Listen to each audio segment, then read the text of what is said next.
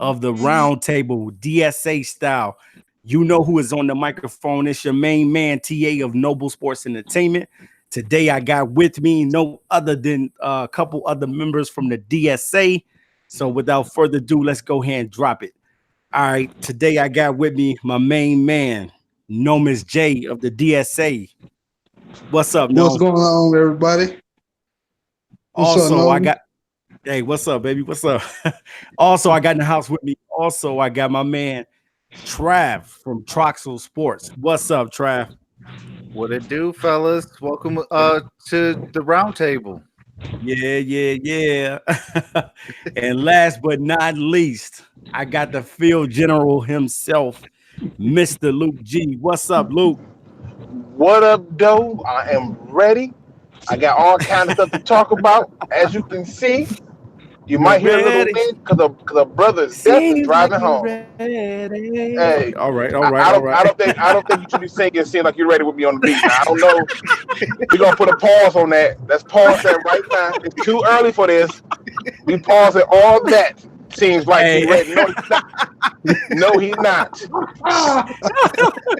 hey, Luke, you Y'all silly, y'all play man. too much. And also, we may have a 313 JMO dropping in on us too. So definitely, y'all. And also the Gridiron Blitz. So what's up, everybody? What's going on today? Hope everybody having a great day on today. We're going to go ahead and get this show started. Pretty much, guys, some interesting news broke today for the Detroit Lions. And that news was grabbing a veteran wide receiver by the name of Jermaine Kearse. So without further ado, we're going to go ahead and get into it. And I'm asking the fellas, what do they think about this acquisition and this pickup by the Detroit Lions? Nomis J, what's up, man? Talk to me. Well, how are you feeling about the acquisition of Kearse? Well, first when I first heard the news, I was actually thrown off, and then like I really liked the player personally Yeah. because I ain't gonna lie, man. If you look at a lot of the games that he played specifically under Seattle, he bailed Russell Wilson out so many times. Like, he's probably not even a number 2 receiver, but he's a productive guy that you can rely on for those real timely eyeball. I really need a prayer type of catch. I'm not trying to call him. I'm not trying to call him a 50-50 guy, but to me, he's very clutch when you really need. Okay, I can see that. I can see that. Yeah, he's a clutch type of guy, but making them big catches. And the thing is, it was confusing to me though, because I felt like now at this point in the stage of his career, I felt that only teams that would have been more interested in him were teams that had like real young quarterbacks. Like, let's say he go back to the West and play for Kyler Murray. That's kind of the way I was thinking. Like, I did not see us getting this guy.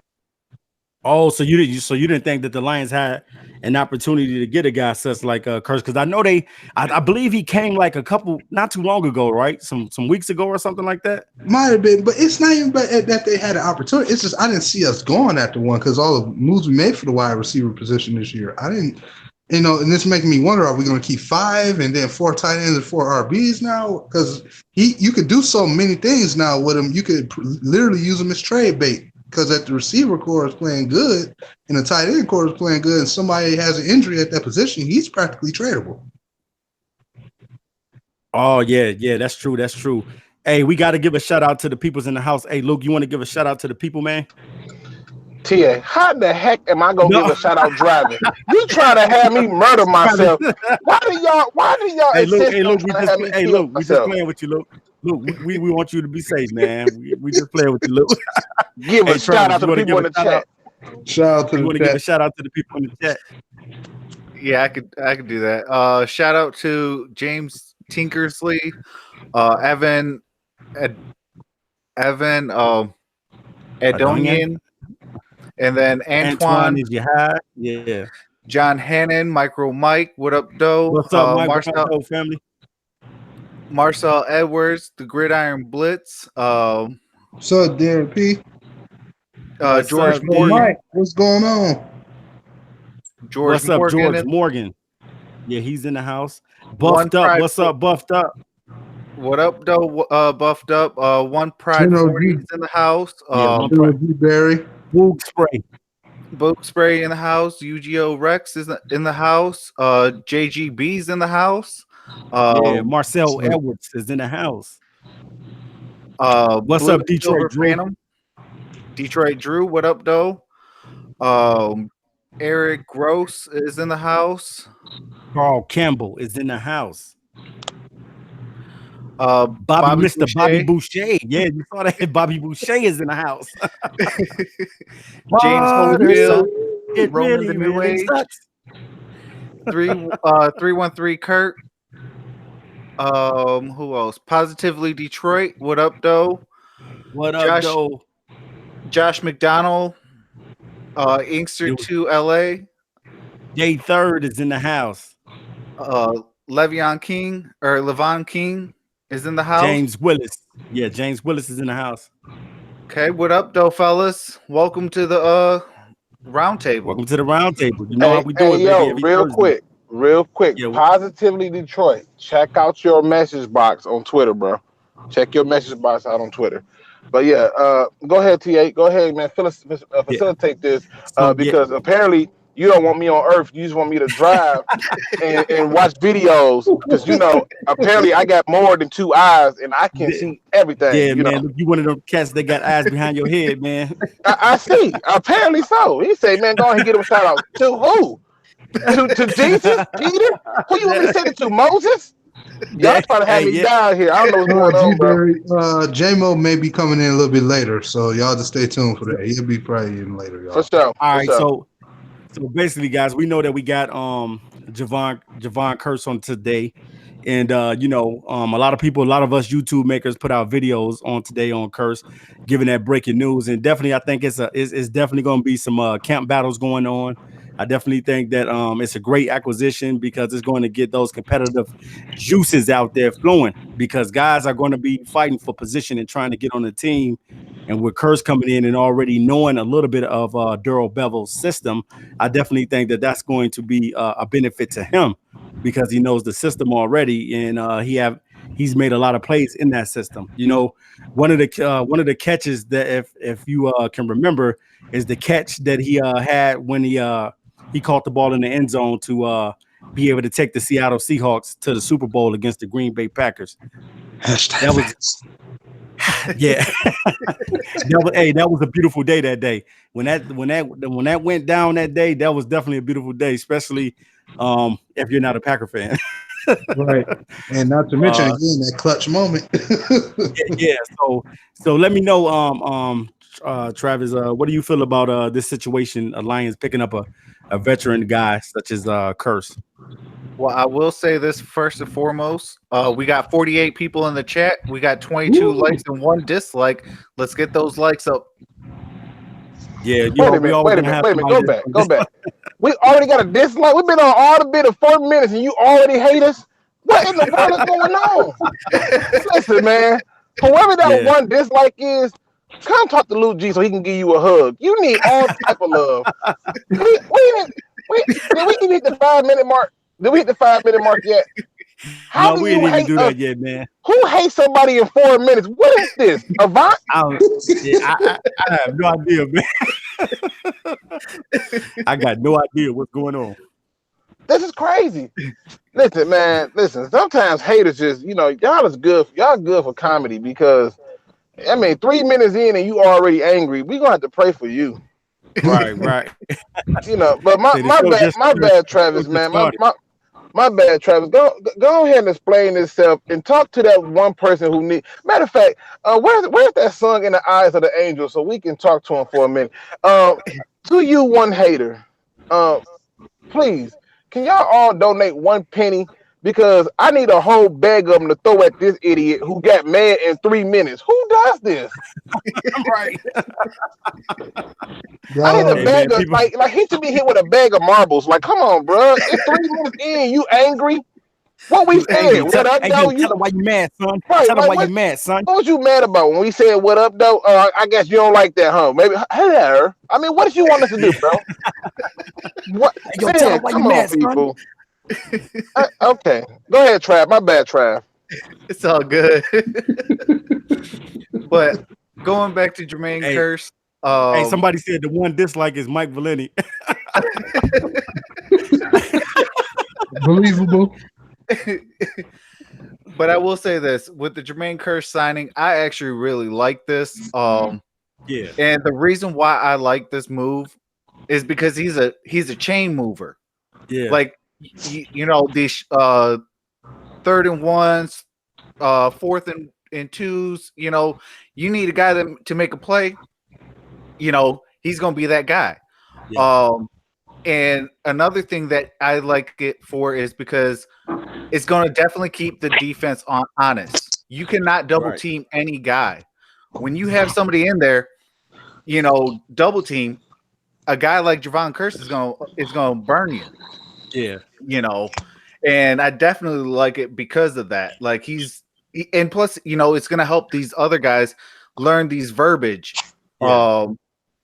You know, and with that, it's going to help everybody succeed. Yeah. I really think Luke Luke. So basically, you know what I'm saying? I understand totally what you're saying, Trav, about that. Being able to have a guy like Kearse on the team definitely means a lot to us anyway, because we need somebody that's familiar with the offense, and definitely he can point out some pointers to the wide receivers that may be having some a difficult time with the transition of the offense, because learning a new playbook is not always easy, man. It's a lot of information that you have to take in. You know what I mean? Oh yeah, absolutely. So it's so much, so it's so much information that got to be digested by the player, and having a guy that's familiar with the system is going to make everything, you know, smooth, and the transition is going to be smooth when he comes in. So I already saw earlier today, that he's already at the minicamp. Yep. He ain't playing. Was today the last day of the minicamp? Yes. Today was he was already at the camp. That's good, man. That's a good sign. Well, pardon me. Let me give my little 2 cents on the Javon Kearse thing, because I think that you know me. I tend to do things a little different and try to track where this is going. I don't think he makes the team. I think he's brought in. I think he's brought in to do 2 things. 1, create competition. 2, to bring familiarity with the system. And the reason I say that is because, you know, I've been thinking about this. You know, even though Marvin Jones and Kenny Galladay was in minicamp today, he was brought in because I wonder how hurt these guys really were. They was there today, but it wasn't like they was at full go in drills. So it makes me wonder how hurt is Marvin Jones and Kenny Galladay that they bringing in Javon Kearse. Wow. And that's the question. You think he was brought in like out. You think, Luke, you think he was brought in for security purposes or something? Insurance? Yeah, I do think he was brought in for that reason. Okay. I think he was brought in for those reasons. Because to me, those are the things that I look at, and I just ask that question. You know, how hurt are they? That's the real question we should be trying to figure out, because Javon Kearse was brought in before and walked out without a deal. So why do it now? Yeah, and that's something, you know, because I said that in a video that I sent out earlier today, uploaded. Only, you know what I'm saying, only 4 receivers can be active on the roster, and you only can keep 6 of these guys. So somebody's gonna get cut. Yeah, I mean, even Nomis said something like 5 receivers. I'm like, what are you talking about? They always carry 8 receivers. They always carry 8 receivers and dress 7 linemen, the 5 starters and 2 backups, and then they carry 8 to like 14 DBs. That's like including safeties and cornerbacks. So they were going to carry 8 receivers regardless. But Javon Kearse's job was to come in and create competition, because you know but he's not going to make the team. I just don't see it happening. So you say, okay, so you don't see Kearse. So you don't see Kearse as, you know, so you just see him as a camp body for right now, what it looks like. Yeah, I mean, he's a security blanket. You know, in other words, if for some reason Marvin Jones is not a go and he's still not fully healed, or Kenny Galladay, you know, re-aggravate something, guess what? I already got a guy in camp who knows what we're getting ready to try to do. And guess what? If these guys don't make it, I plug him in and he plays. And it's a simple fix. And I know people in the chat probably going crazy. I can't read them right now, Josh McDonald said he's going to translate the verbiage to the guys. George Morgan says, I think and have thought Patricia is not a fan of Marvin Jones. My thoughts. Okay. I will say, I know, Luke. I know you said 8 receivers, but I think it's 6, Luke. It's 6 receivers, not 8. I do want to say this. No, they carry 8 receivers last season, and they carry 8. Unless those other 2 are practice squads, we can go back and research it. But I think it's only 6 that Yeah, it was 6 that made the squad, but when they got hurt and some got released, Marvin Jones, they brought more, of course, on the roster. The Lions usually carry between 4 to 5 receivers on the average, and they usually maybe dress about 3 or 4 of them up, or they may dress all 5 and use one for special teams purposes. Okay, Antoine said, "Is what's the deal on Marvin Jones anyway?" Apparently he's still nursing the injury from last year. They did say they was in rehabbing though. Remember earlier a few weeks ago or something like that. Remember? Yeah, I mean, but to me, the Lions has made it clear what they're going to do, and that's what it boils down to. That they're going to do their best to do it. You can construct your roster how you want. I don't know why there's a belief that you can only carry 5 receivers or 6 receivers. I don't know where that came from. Well, if you look it up, I think that it'll let you know in the NFL news about that they carry about 6 receivers on the season. You know what I'm saying? With 4 of them being activated. So I believe that's where that's coming from. Now I do want to highlight what Mars Landing said. And what up, though, Mars? What's up, Mars? What's good?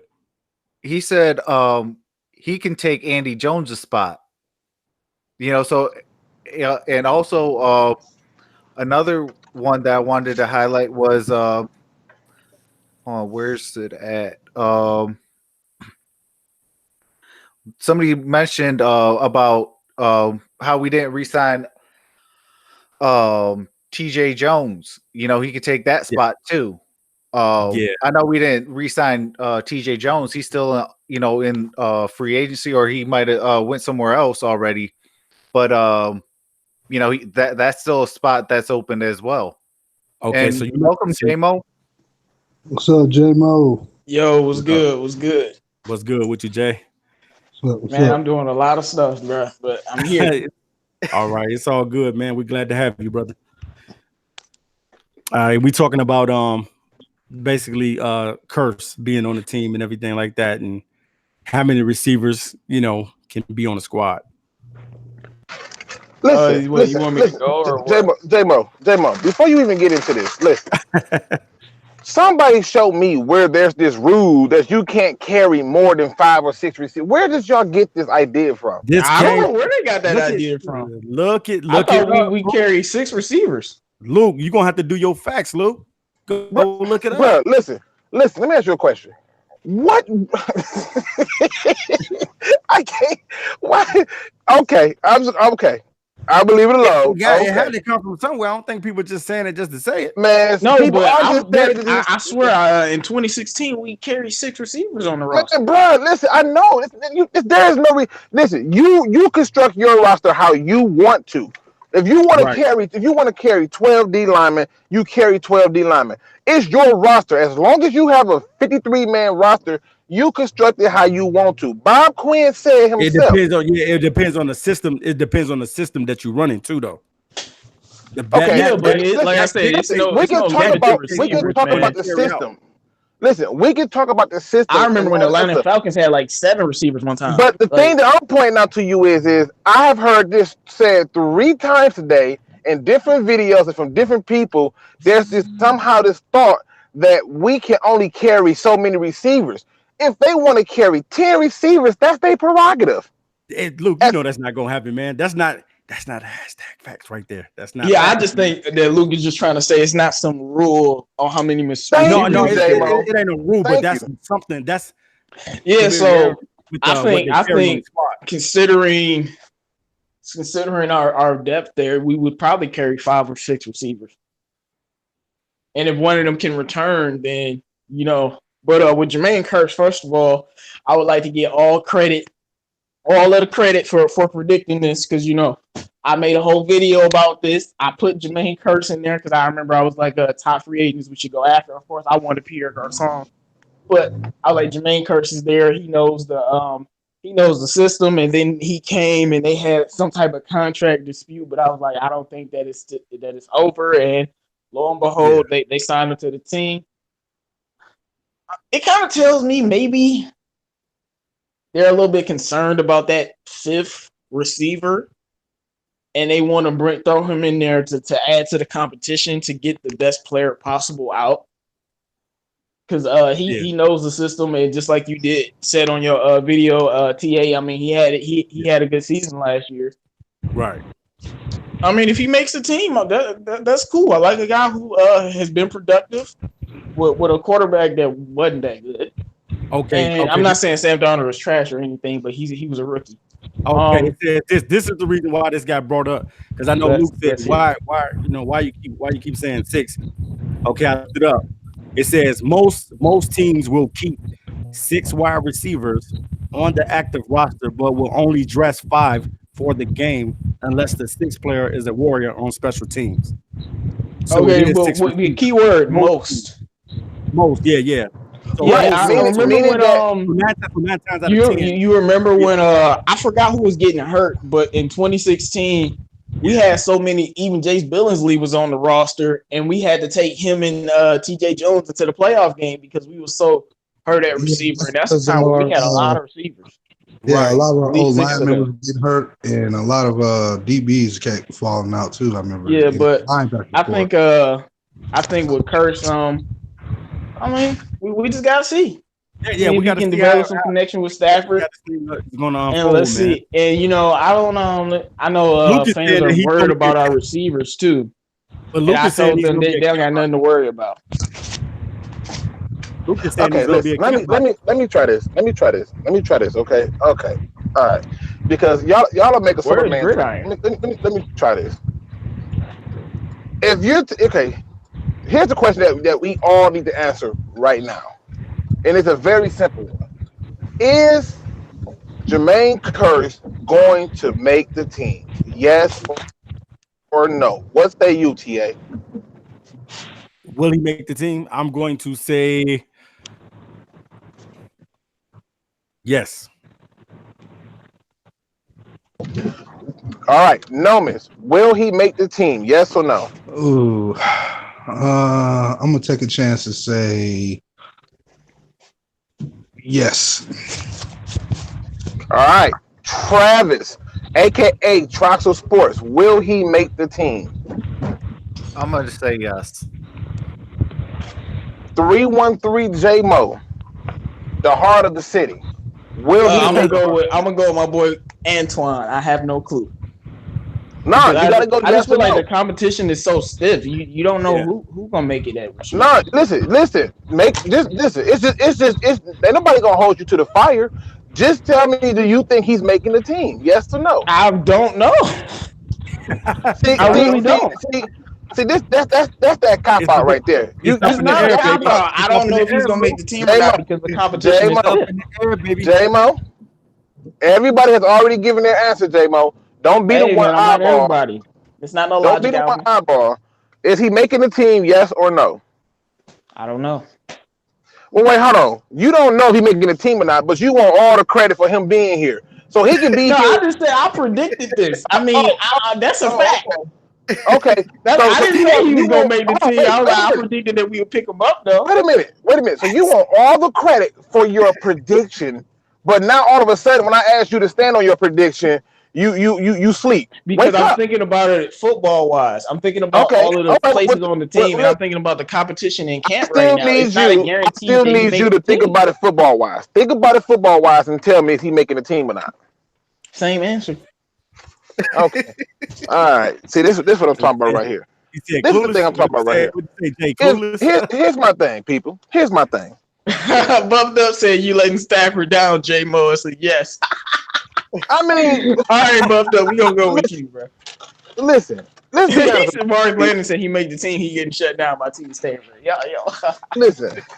Oh yeah, T's locking everybody up now, baby. Yeah, I'm getting scared, dog. They moved T's. I'm blaming you. Hey, T's. I'm not gonna lie. I'm gonna be upset just because. The whole point I'm trying to make is this. This is the whole point I'm trying to make. Okay, and I'm trying to get you on board to understand something. The Detroit Lions are in love with Travis Fulgham. Okay. Yes, we know. So am I. We know that Marvin Jones. We know Marvin Jones, Kenny Galladay, Danny Amendola are on the team. All right. We know that they're in love with Travis Fulgham. Travis Fulgham is probably making this team because he got height and he can run block. Okay.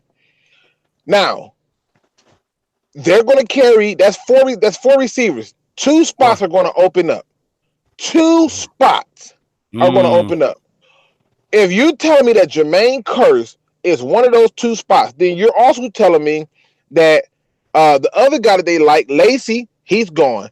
You're telling me that Durham is gone. You're telling me that Powell is more than likely gone.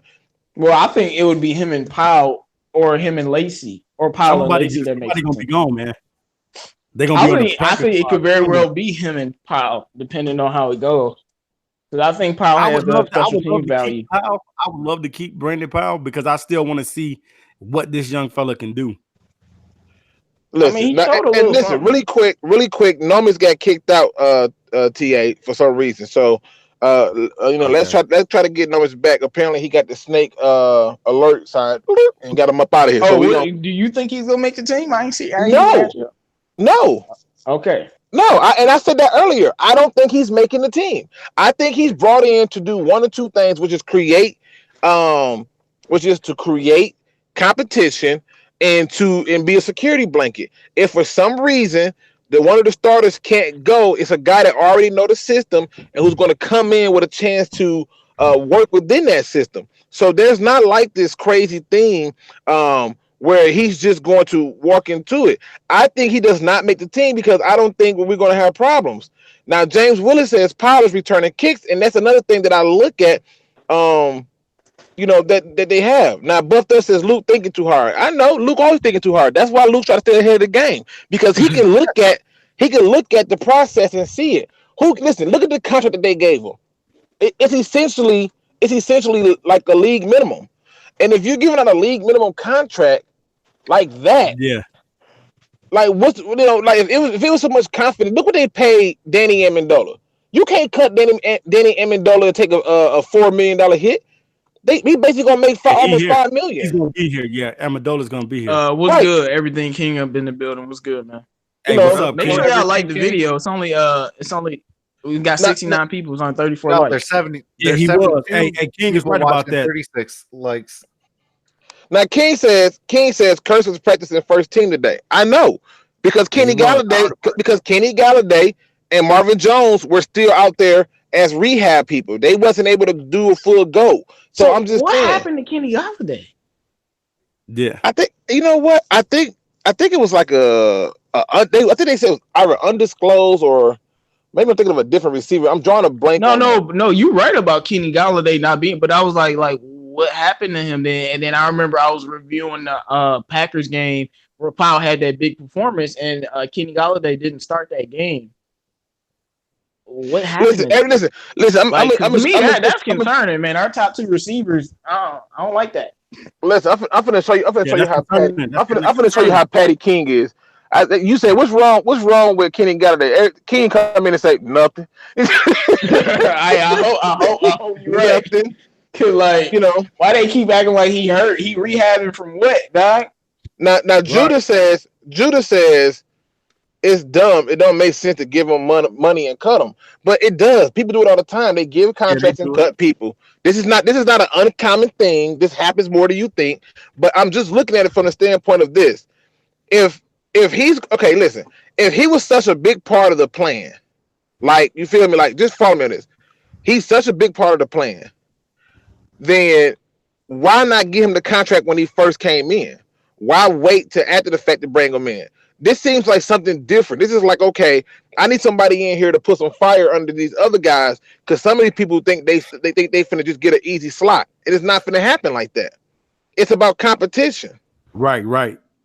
I know they brought him in for competition. Definitely, I definitely know that. But what if he end up being better than all those other guys? Because he's kind of more proven than all those other guys. Okay, then listen, it's not really that much competition for him, honestly. Right.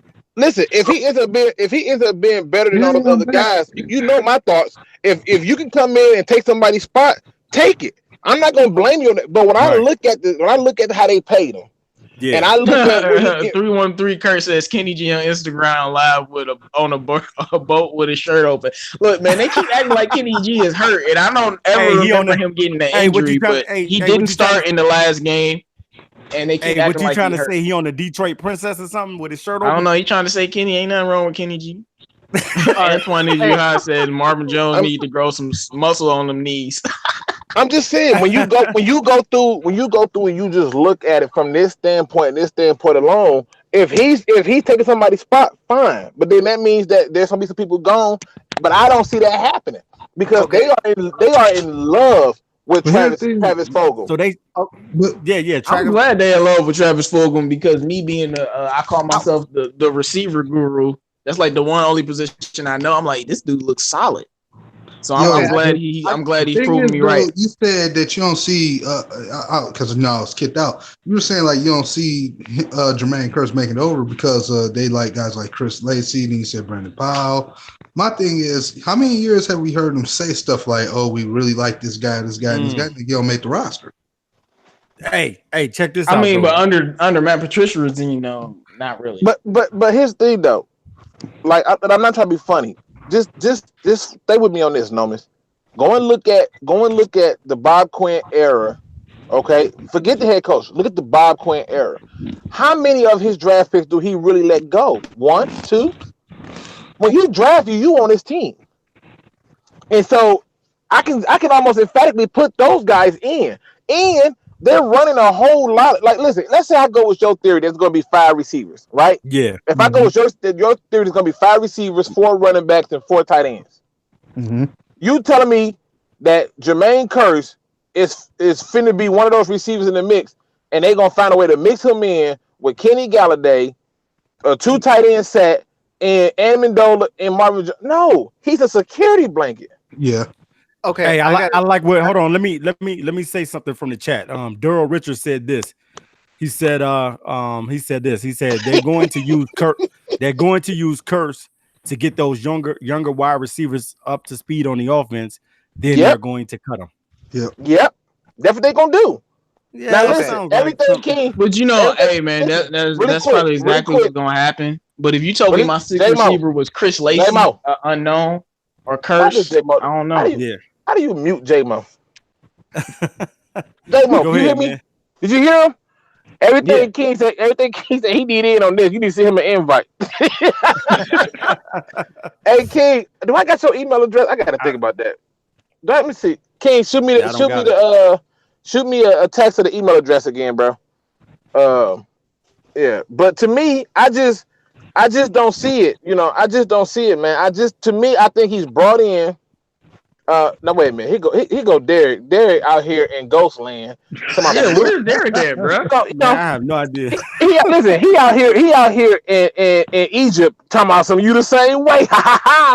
See, this why you want to sign. This is why he on the sidelines right now, trying to text it in. You see me? No, he's speaking all facts though. Hey, I got a quick question for all you guys. Yeah, okay? I think Kearse might make this team. Man, I got now you want to say now you believe in yourself. I can't deal with this kind of stress. Come on. Hey man, I don't know why anything is stressing you out, dog. So you're saying basically they bringing them in so he can break these young wide receivers in with the scheme, and they're gonna leave it and put pressure on them. Yep. Yeah, but I'm thinking who's gonna actually beat out Kearse? Okay, Chris Lacey. Listen, like come on. Listen. You got to remember, Andy Bob Jones. Quinn. No. Listen, Bob Quinn, and I'm just going off of Nomis. Nomis even said they only carrying 5, right? Bob Quinn has said you got to be able to do more than one thing. Matt Patricia said you got to be able to do more than one thing. If you're not doing those things, he wants versatility. What other versatility is Kearse bringing to you other than a slot receiver? Let's see. Well, he's not going to let's see kick return. He's not going to run punt returns. Okay,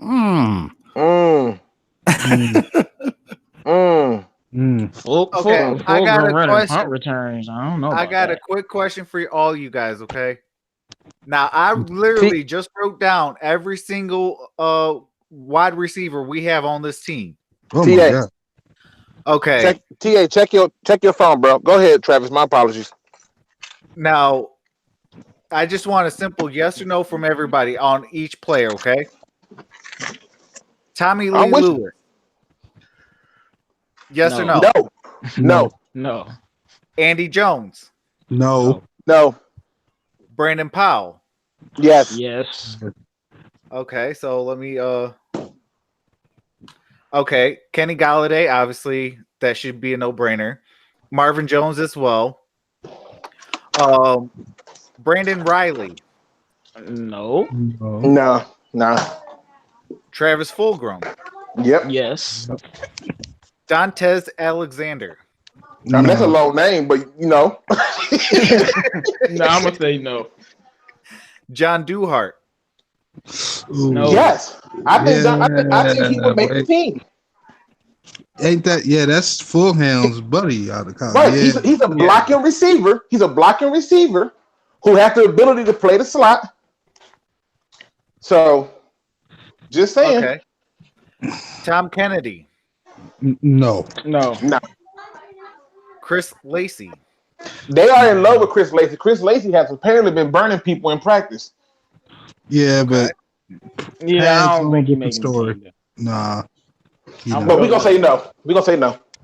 Okay, then let me erase that. Jordan Smallwood.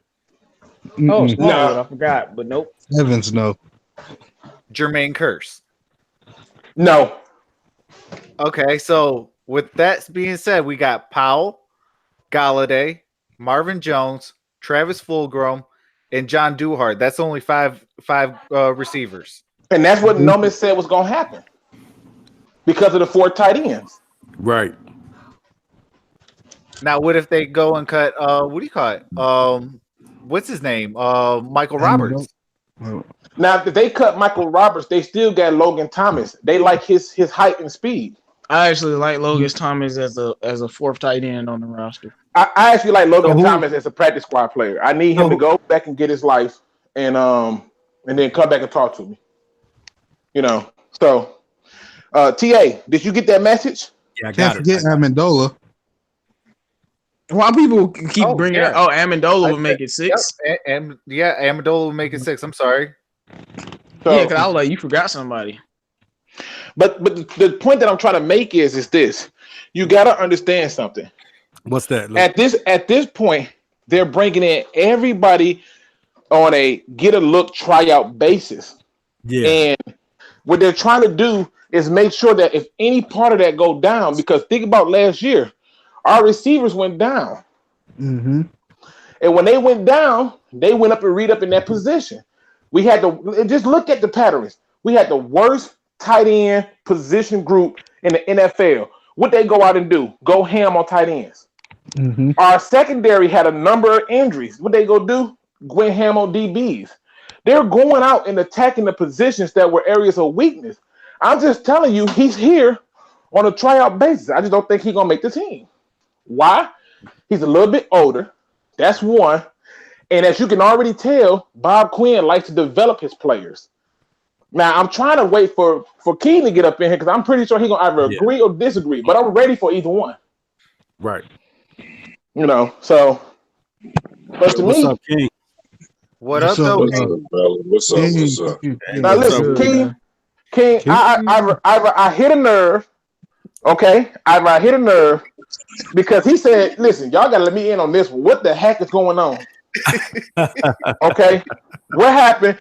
Go ahead, King. Tell me you want it in. The floor is yours. You either agree or disagree. Talk to me. Wait, what's the topic about? Listen, I got a few dillies in me right now. So I knew it. I hear his voice. She said, "I got a few." Who comes on the show half drunk? Like who just wakes up? Who just wakes up like today? I'm gonna get drunk and talk on the show. I am not drunk, man. I'm tired, but I ain't drunk. Okay, who comes on the show half tipsy sleep? Okay, I don't know. I never even heard of half tipsy sleep. You always think that people Luke first. All right, okay. I just talked to you earlier at the car wash, man. Them cars kicked my ass. I had to do 2 cars. But no, here's the thing, though, King. They seem to be under the belief that Kearse is making a team. Jermaine. I'm sorry, Jermaine Kearse. I'm sorry. Jermaine Kearse is making a team. And I am under the belief that he is not. I think he's here to bring competition. I think he's here to be a security blanket in case we get injury. And I think he's here to bring these young guys, including some of the vets, up to speed on what kind of routes, the head coach wants. I don't think he's getting his shot to stay here.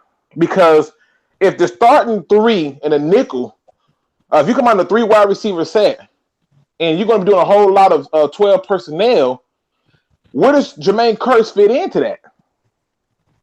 Yeah, you got a point. Okay, so my question to you is, who's the 4th receiver then?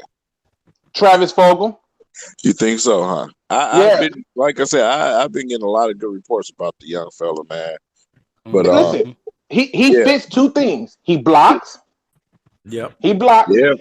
He's shown that he's able to catch the ball in traffic and run routes. Yeah. And he's a threat in the red zone with his height. I think he is. He's another diamond in the rough, man, just like we found Galladay. I honestly do, man. And that's why I think he stays.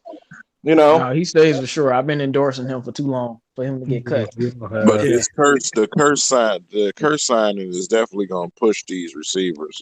Yeah, and that's perfect. The 3rd and 4th receiver is going to push them, man. So it's a good signing.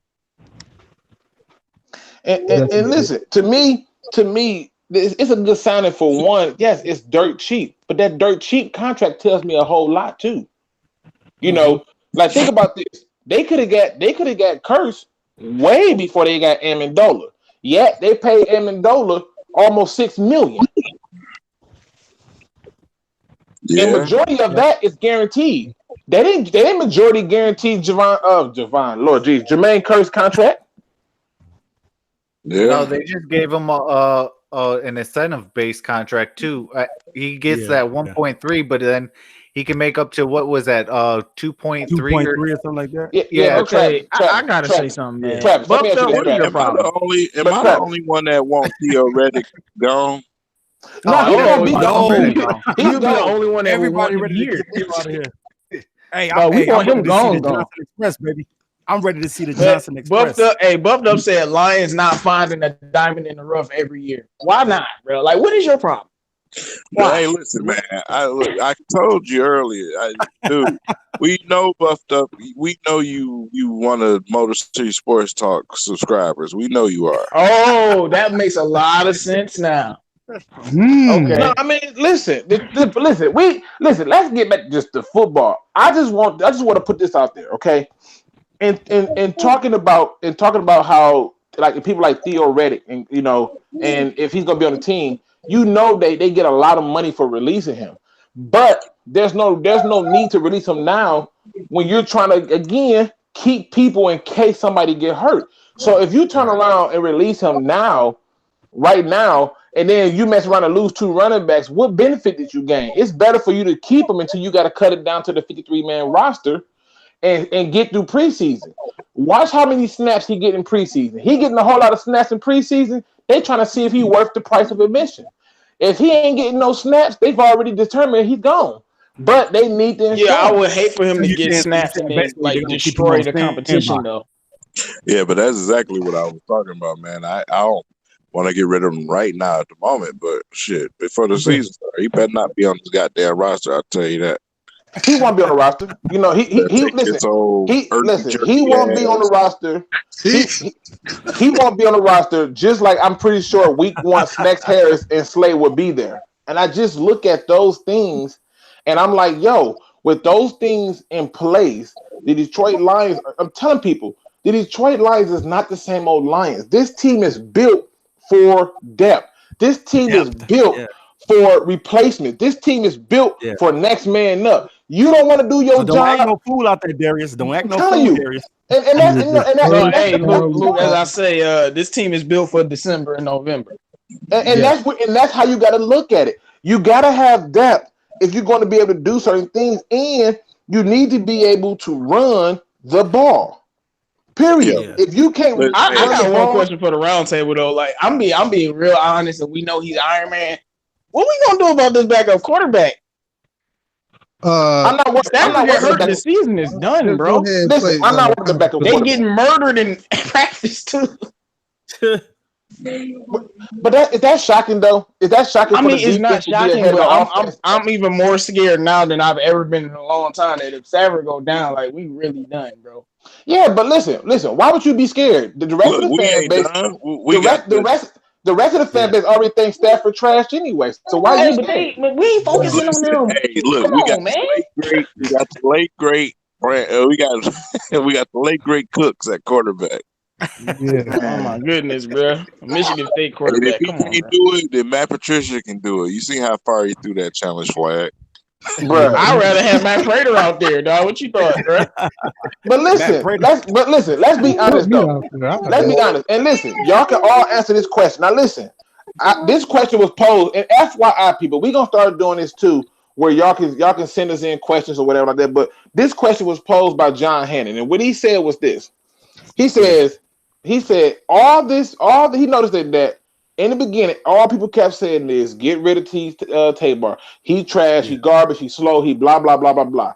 All of a sudden, he started getting interceptions and stuff happening in training camp, and all of a sudden, he getting this fake love, and he's like, "What's with these fans and this fake love that they giving out for Tabor all of a sudden?"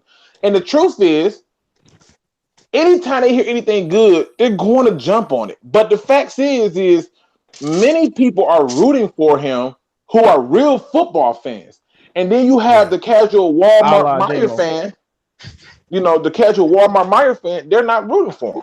And they know nothing about football because they obviously don't remember how trash Darius Slay was his first couple of years. Yes. And listen, also, I think the fans, I don't know why, but they have some beef with Bob Quinn, so they want one of his top picks to be bad. Well, I ain't gonna lie. When Darius Slay got his first extension, I was very upset about that. Because I feel like why did he give this much money? Oh, it's obviously not enough. No, when Darius was able to change that jersey number, I think that's when he became a better player.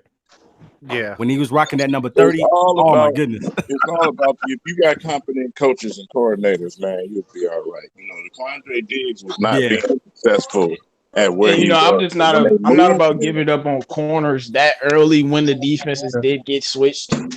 No, I'm just like give him one more year or another half a season at least to see if he got something, you know. And now he's showing out. Now I'm worried that he gonna get traded, like Luke said. Like, don't trade Tees, bro. If he balls, don't do this. But you gotta realize, man, the Lions they got a staff now that's recognized the talent, man. You know what I'm saying? They made that move to put Quandre Diggs at safety. You know, say it again. Yeah. Say it again. They got a staff that do what? They got a staff that do what? Recognize talent, man. Why are we confused about this? I don't get, like I said, a lot of the fans, a lot of these dudes, they emotional, you know what I'm saying? Yeah. They just angry at everything, which is understandable. The Lions have sucked since the beginning, since 2000 BC. So I understand that. But I mean, come on, sometimes you just gotta say, hey man, every year is different, dude. You have to sit back and really look at what they're building. They're doing it slowly, but they're doing it carefully. They're building towards something. They're actually building you a team instead of firing somebody every year and starting. Yep. Right, because that's what we've been doing for the last couple of seasons. We've been firing a lot of coaches and not being able to keep that security blanket where we can build something. Because the number one thing is that we trying to change the culture in Detroit. And like I said, man, if Darius Slay and these guys ain't buying in from day one, when he doesn't even want to be out there in the cold practicing, and you getting paid millions of dollars, man, get your butt out there in the cold, man, to practice. One thing I'll say to you, man, Slay ass, man, he just country, man. And whoever his agent is, need his ass whooped.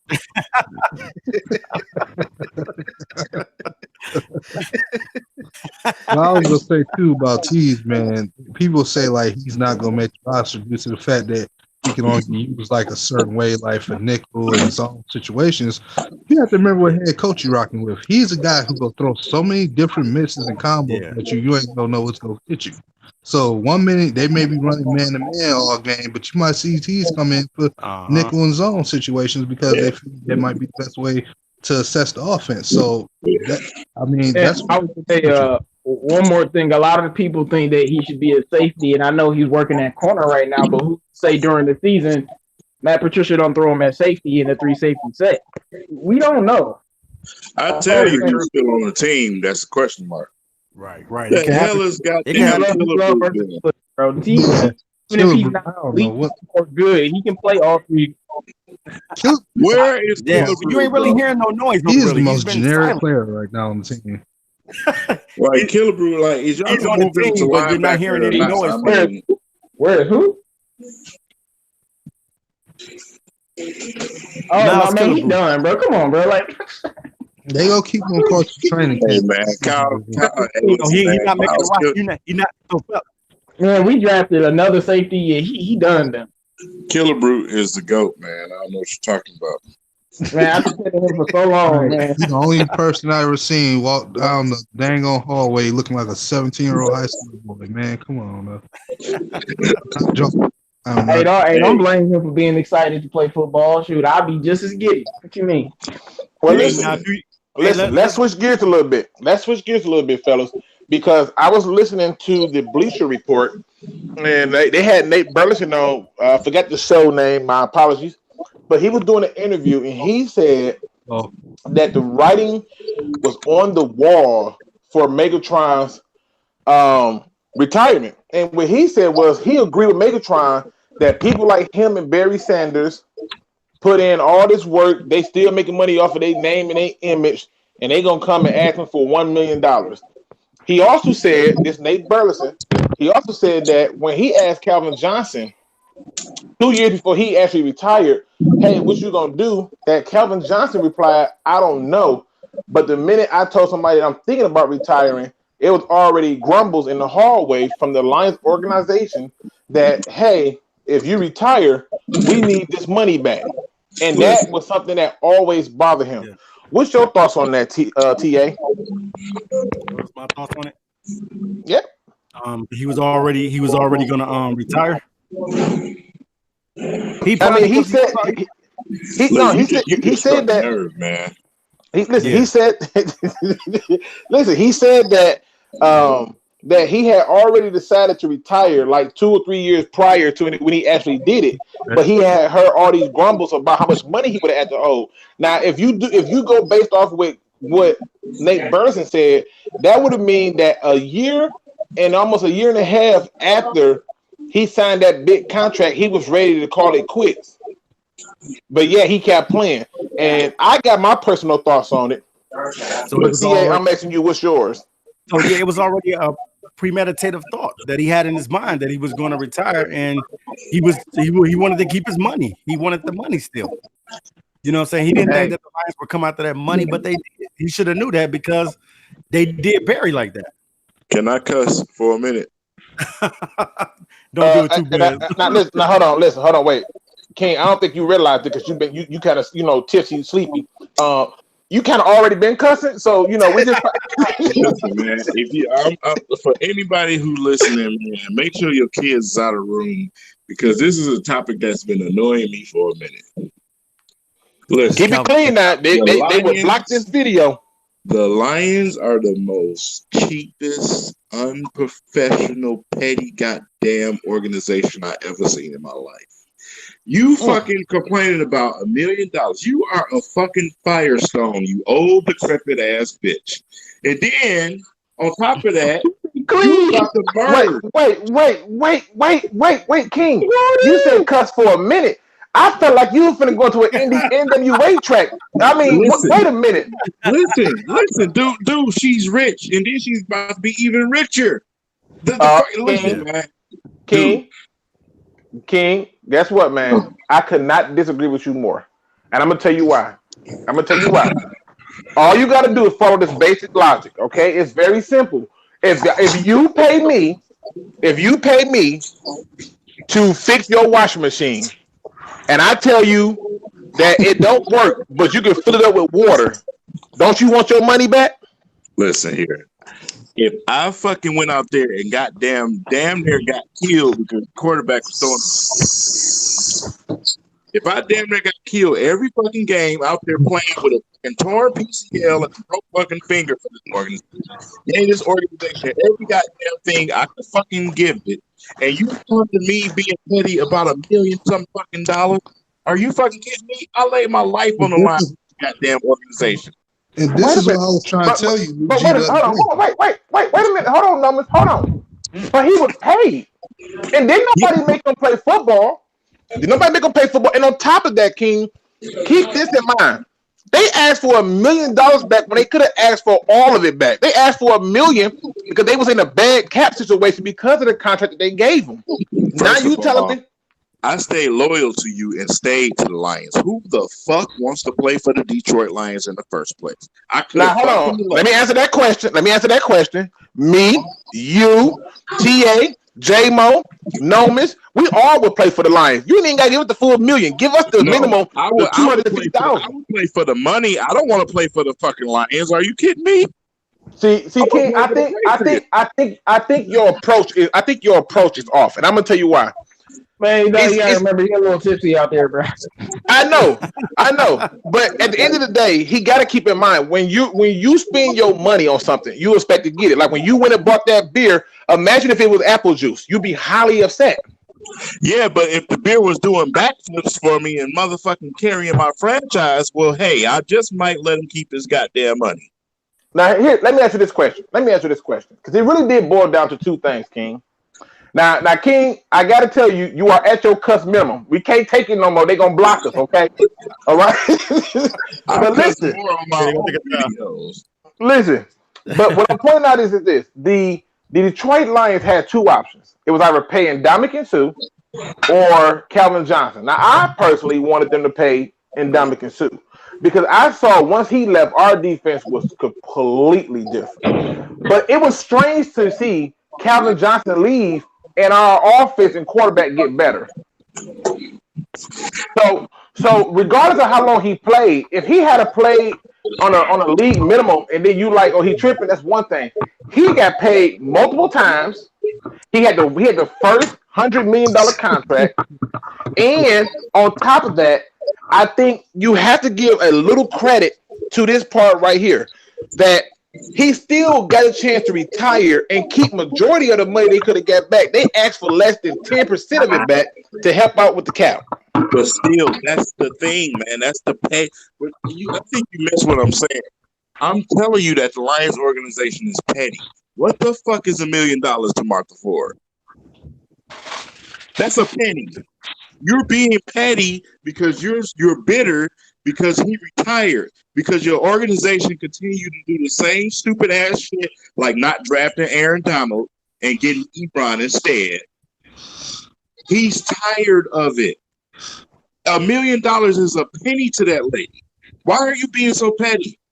Martha, you old ass fucking vampire. Yeah, I see what's going on here right now. I see what's going on right here.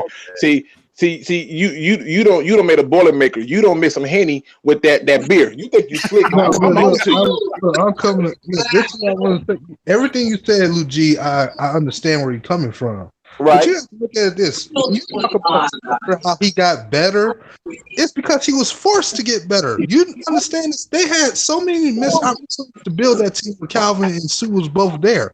So how can you blame him one retired when he basically told you everything we've been talking about? Listen, man. All I gotta say is hold on, wait a minute. Now, two things. I want everybody to get their shot in. I do, but I also want to make sure that we don't have. I hear like some background noise where like maybe it's a TV or something. So if your TV on, please shut that off because I can hear it really clear. But we want to make sure everybody get their chance to take it. Now, Nomis, I'll address what you said. Okay. Mm-hmm. Here's the thing: you cannot compare the old regime to the new. And in the old regime, there was a lot of strange things going on. I mean, this the same team who husband kept a guy on the team who was the worst GM in the history of the NFL. However, in the case of Calvin Johnson, it really boils down to two things. He could have did one of the two following. He could have said, trade me, because he the one that read up and took that $100 million contract. Nobody made him do it. There was no gunplay involved. Didn't nobody from a gang show up and surround this car like you signing this contract? Okay. When nobody held hostage, okay, he signed that deal. And if you sign a deal, you have to honor it. It's about as stupid as Darius Slay waiting 2 years away from his contract to decide I'm going to hold out. Like, for what? But see, the thing is, though, if he would have stayed, it was going to make him take a pay cut anyway. That's probably when he signed the contract, that was a whole different situation. The problem with Calvin Johnson is the Lions they were being honorary, man. That's the thing. Listen, man. Calvin Johnson's father is pretty much, I would say, the equivalent to Barry Sanders.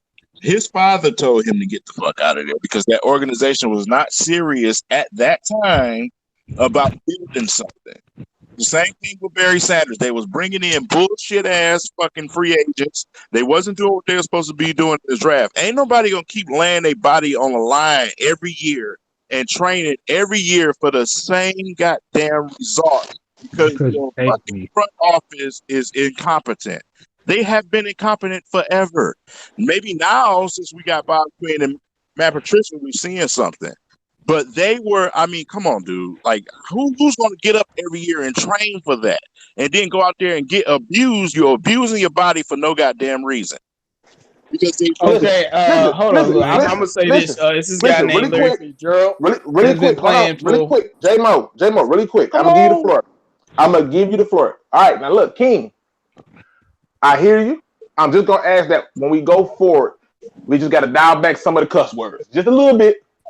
Pretty much a lot of them, but we just want to dial it back because I want people to be able to hear this if they at work. I want people to be able to hear this if they're in the car with their kids or whatever the case may be. So we just want to dial that back a little bit, okay? But I do hear you. J-Mo, floor yours. I was going to say, Larry Fitzgerald been playing for our sister organization, the Arizona Cardinals, who just traded a number one quarterback for another number one quarterback. That's the Cardinals. We talking about the Lions. No, but I'm saying you said who gets up every morning and plays for a horrible organization. Larry Fitzgerald's been doing this for like 8 years. If Larry Fitzgerald's an idiot, then he's an idiot. That's on him. That don't make him an idiot. That just make him a person who's gonna put it all on the line for his organization. No, they want playoff. Cal was a quitter, man. Listen. Larry Fitzgerald is wasting his goddamn career away, fucking wasting time with the Cardinals that's done nothing. They have done nothing. Everybody's not stupid. That's why Larry, I mean, come on, we're going to sit here and act like we don't know why Barry Sanders retired. We're going to act like we don't know why Calvin Johnson retired. Let's just be real. Like I said, it's still other players that didn't retire because the team was bad. Tony Gonzalez was on a whole lot of bad teams. He didn't retire early. Subscribers, let's be 100% real here. Let's be man to man here. If you was Calvin Johnson right now and you seen the organization going absolutely.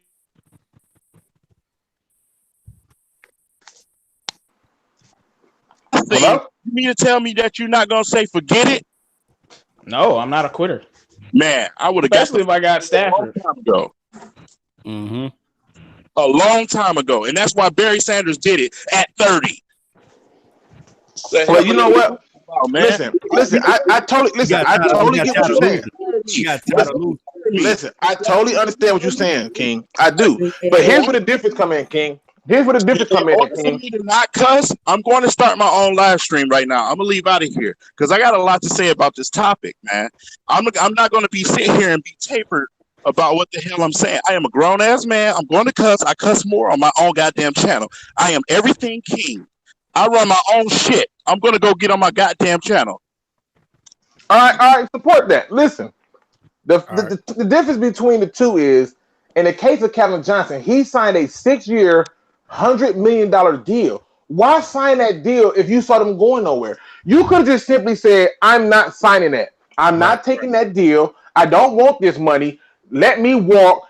Who waits for the last year of their deal with a chance to walk away scot-free and decides, well, you know what, I'm going to sign a 6-year, $100 million deal. And then play 3 years and retire and get mad when they want the money back. There's no logic to that. Based on what Nate Burleson said, he played a couple more years so he could get more money. That's what it looked like. He wanted to sign that contract. He wanted to sign the contract to get money and then ride off into the sunset retirement. And like I said, man, it's players like Fitzgerald, Tony Gonzalez went through hell on earth playing for terrible organizations, but they still stayed. They didn't quit. So just to say, just because Barry and Calvin did that to me, that holds no bearing because there's other players that have been through the same thing and they didn't quit. Yeah, because I know Larry would love to win, and he would love to quit. He would love to quit 3 years ago. Super Bowl, but they lost. He got to the Super Bowl, but they lost. But the thing is this, and again, shout out to King for coming on and doing this thing. And I know coming on with them dillies, bro. You turned up. He already said he had a few of them. It is what it is. But I'm just saying, at the end of the day, what we do on this round table is to be able to have it so that if a person is in their office, it's not me trying to censor any grown person because I would never do that. Right. But it's to say that if we're going to have in other words, if I come in your house, I respect those rules. Period. Point blank. You're right. You want to take those shoes off? I take those shoes off. And so for me, I also like to be able to have the conversation where it can be constructive. And to me, that's one of the things that I look at. And I'm just saying, Calvin Johnson didn't have to sign another 6 years. Why am I going to feel bad for a guy who read up on a team that's not going nowhere? Right. You know what I mean? He don't have to have no one else come in, but yet he still does it. And the reason he does it is because he wanted the money. And it's fine. I totally get it, but don't get mad when you don't fulfill the contract you signed. That's like you going out and leasing a car or buying a house and deciding you don't want to pay the bank. Right. See what happened when you come home and your house has been moved or your car has been repoed. You know what happened. Your house get foreclosed on. Yeah. No, they're gonna move because it's hard for me to understand. Like that kind of money, they just want to give back the money, and then that's just it. Just give it back. Like, right? Come on. Like I said, I understand both sides. I understand why they asked for the money. I can understand why Calvin's upset. Right. But it is what it is. I just don't understand how people can't understand this most logic point. Don't sign your name on something that you don't want to be held liable to. And it's simple. He did not have to go and get another. Here's the worst part about it. He held out. He was holding out in camps and stuff to get that money. Now you mad when you don't fulfill on it? Come on, bro. You could This is what I'm trying to point out to you guys. This is why I love people like Sam Bradford. Not that he's a good player. Yeah. But Sam Bradford, Darrell Reeves, and I'm drawing a blank on the other dude's name, but it'll come to me in a minute. Those guys signed short contracts that paid them all their money up front, and when 1 or 2 years went by, they was out. Exactly. Sign the deal that you want, and move on. But don't go and sign a 6-year, $100 million deal and then get mad about it. Come on, man. We know this organization has had its problems. I'm not even trying to be biased about it. We know that they had their problems.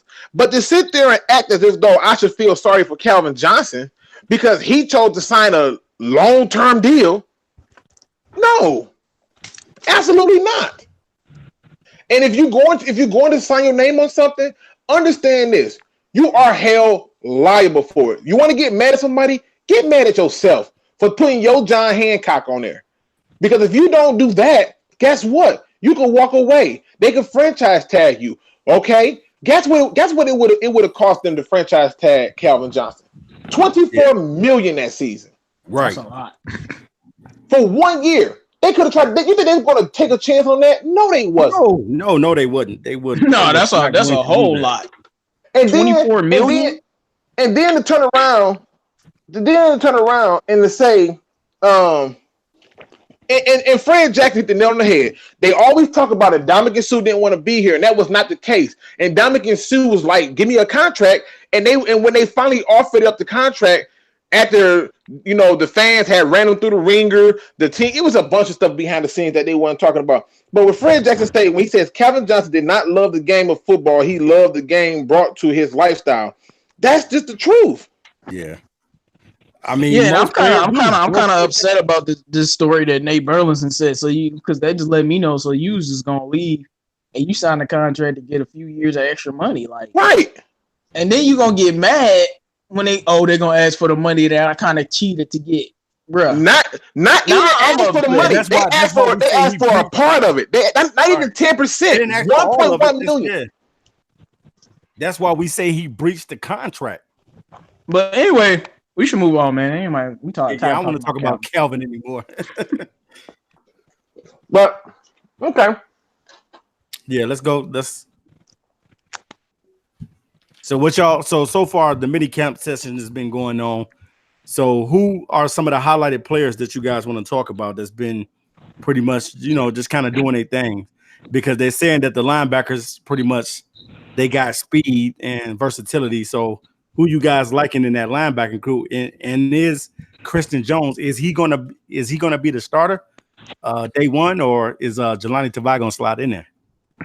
Honestly, I think he could be the starter, even though I don't want him to. But the thing I've been paying attention to is some of these reps. Jelani been getting which side Christian Jones plays on? The Mike, the Will, which one is the Will? I think it's the Will. Yeah. He's been taking Christian Jones snaps on the Will spot. So Jared Davis has still been in the middle for the most part. So Christian Jones is still getting that kind of a veteran respect type look. Yeah, that's what I think they're giving him. Yeah, and Jelani is the young rookie, and they might not want to put too much pressure on the guy. But I'm like, throw him out in the fire. I trust. Yeah, him. you got to throw some of these guys. Yeah, man, I'm like, throw him out there because I don't like Christian Jones at all as a linebacker, but I don't even feel like talking about that.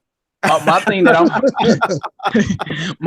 I'm focusing on is the fact that Jelani has been getting some of his hard-earned snaps, or even it's OTAs, no pass, whatever. But you know what I'm saying? Like, he's supposed to be getting these reps, but he's not because of Jelani, and that's something I like to see. He was supposed to get back. Right? Because I mean, Christian Jones, he's slow. I just don't even know why he's on the team. He's a big linebacker. Now, have you guys heard anything about Lamar? What is Lamar doing? Because I know he's one of the I haven't heard anything about him. I saw a few articles about Malik Carney more so than I did about Trey Lamar. Wow. And it's one of the things that I look at, and I look at Christian Jones, and I'm like, we got to look at the snaps in preseason. We got to look at who getting reps, who's not getting reps. Yeah. Those are the things that let you know what's going on. When you look at those things, that'll help you understand it. But I've been hearing a whole lot more, as it pertains to Malik Carney, and how they've been using him, and I'm like, oh, okay. I mean, they even changed up the offensive line order, which I think is not a big deal, where they took Kenny Wiggins, who was the left guard, and Graham Glasgow, who was the right guard. They took them out of the starting lineup and they put in Joe Dowell at left guard and Wiggins. O'Day. No, they put O'Day in the right guard. O'Day is Obuchi. Mm-hmm. So man, Kenny Wiggins is getting too much love, dog. They do grade A trash. I'm so sick of I'm starting to get very concerned about him being that left guard. Keep him though to help push those other young linemen and all that. So man, I don't know, man. They might believe in him. But you gotta remember, just like you said about Christian Jones, is that veteran respect mess. Yeah, Man. Yeah, I'm not crowing up to who. I'm not crowing up to that guy. No. Well, I can tell you this much, man. I can tell you this much. It's one of those things where, in all honesty, I think Christian Jones, like Kenny Wiggins, are in the same boat. They're going to get a chance to show that they can produce in this offense.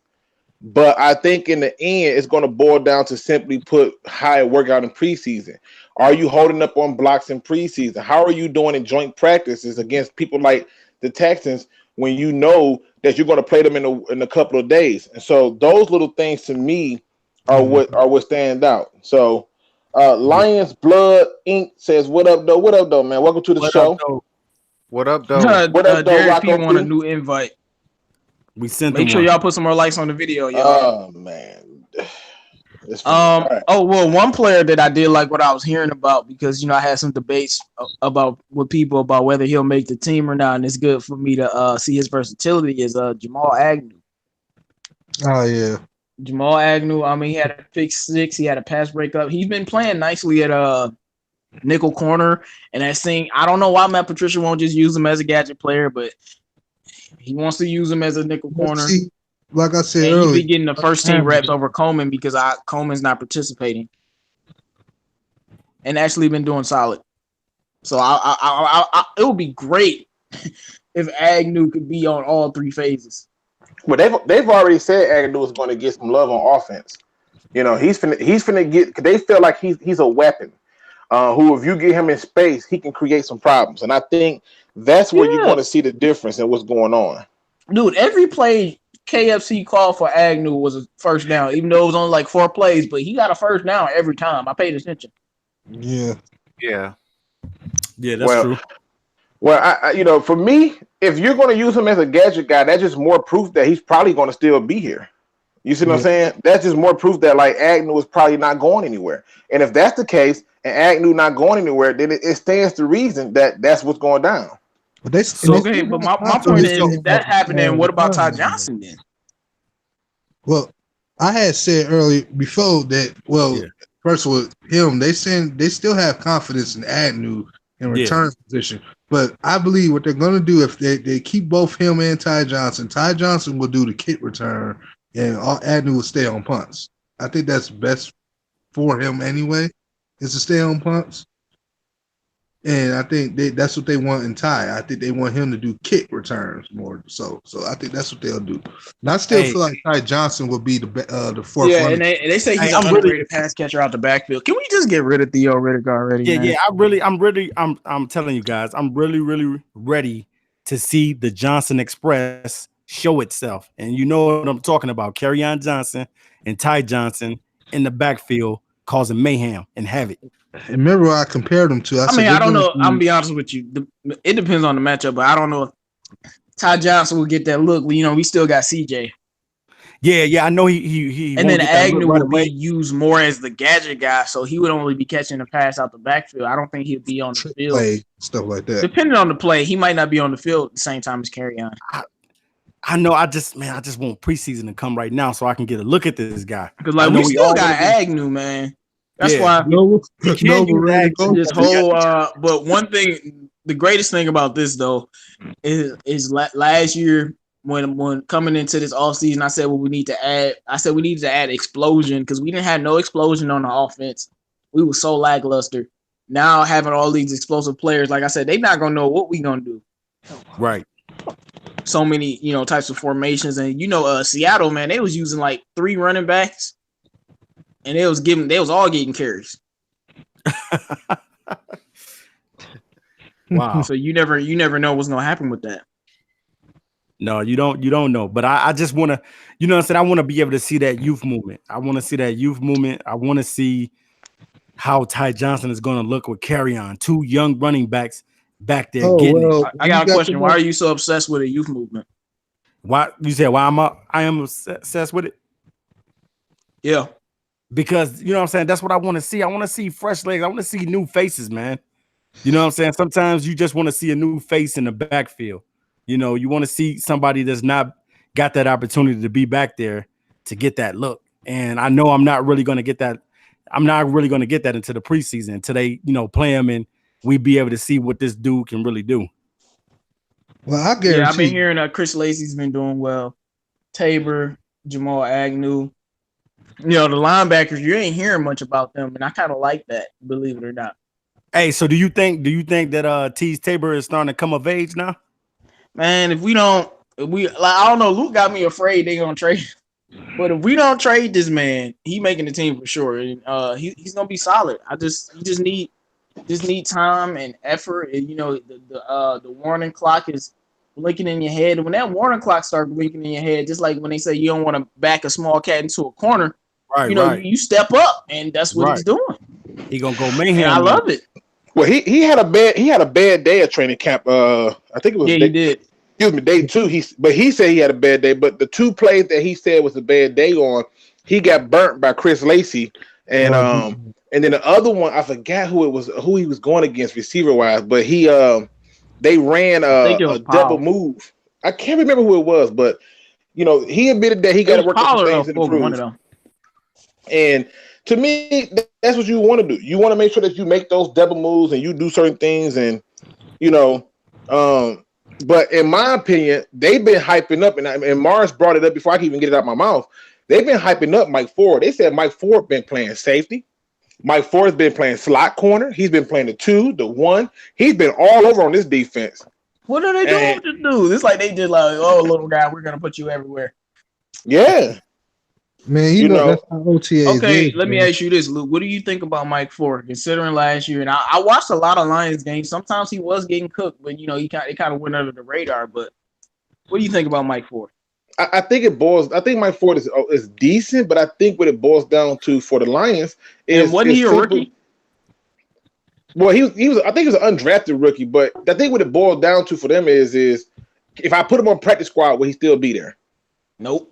That's the kind of risk. That's the kind of risk they gonna take and they gonna play around with. If I put him on practice squad, is he still gonna be there? Period. Point blank. They want him on practice squad to be able to be there, and that's what they're gonna do. Because I feel like you're right. He's decent, and he can play slot and outside, but he's decent. And we got Agnew, Coleman, Rashawn Melvin.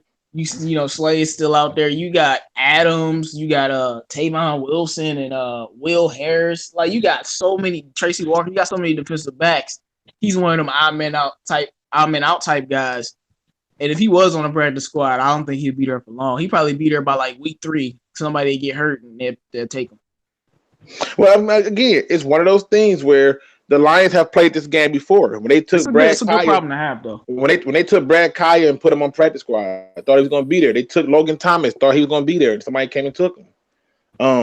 So they've played this game before, putting people on practice squad, praying to God that they can develop them, and pray to God nobody take them, but they get picked up. Logan Thomas, the day they signed him, I think later that day he ended up getting signed by the Bills or something like that. So I don't even think that he ever got a chance to be on the practice squad.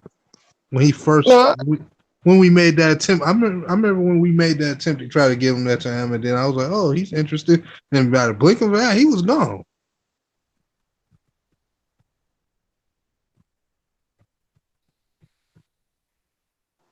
My bad, my little mic just fell off. I was like, "What the heck just happened?" I was about to say, what happened to y'all? Lions personnel breakdown show says I think he'll make the roster. Mars Landon says T's got a real battle in the minicamp. Yeah, they gonna put him through the ringer, man. Hopefully he make it out the right side.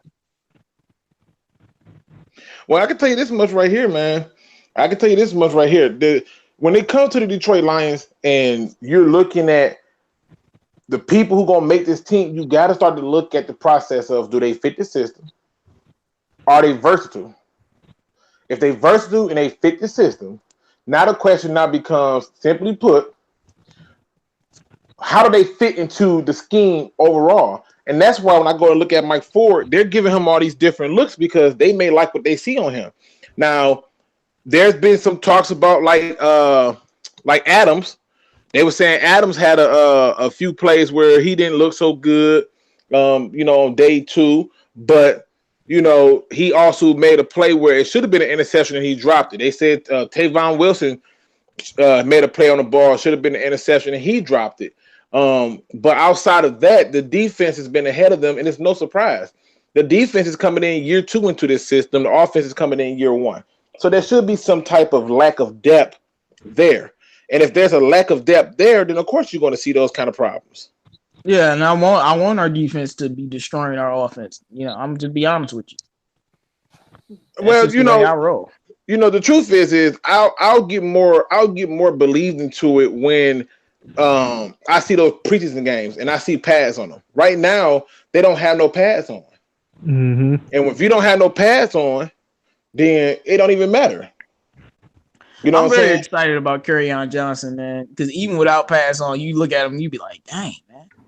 Like, he's so smooth, man. Does it look like Kerryon picked up a little weight?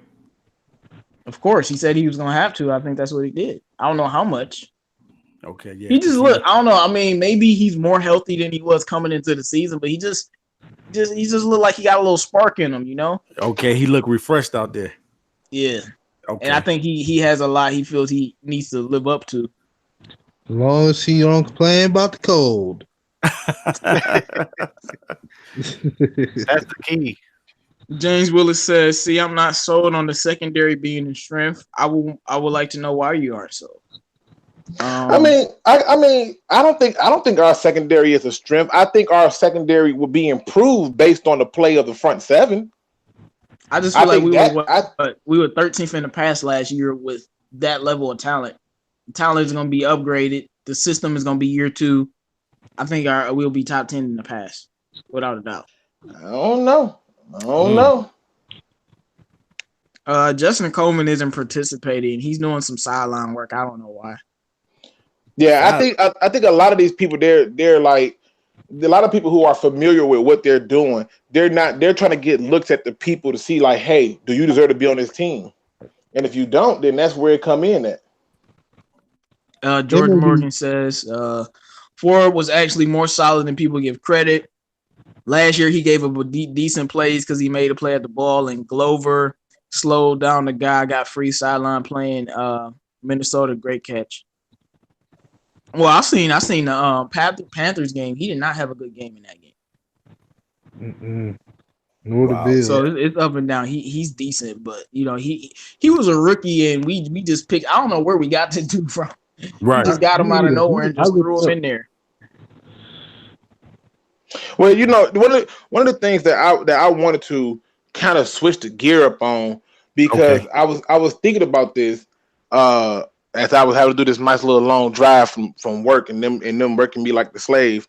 Man, listen, man, 8.7, bruh. But listen, there was this idea, and this idea was, and just follow me on this logic. The idea was, should Matt Patricia be fired if the Detroit Lions miss the playoffs?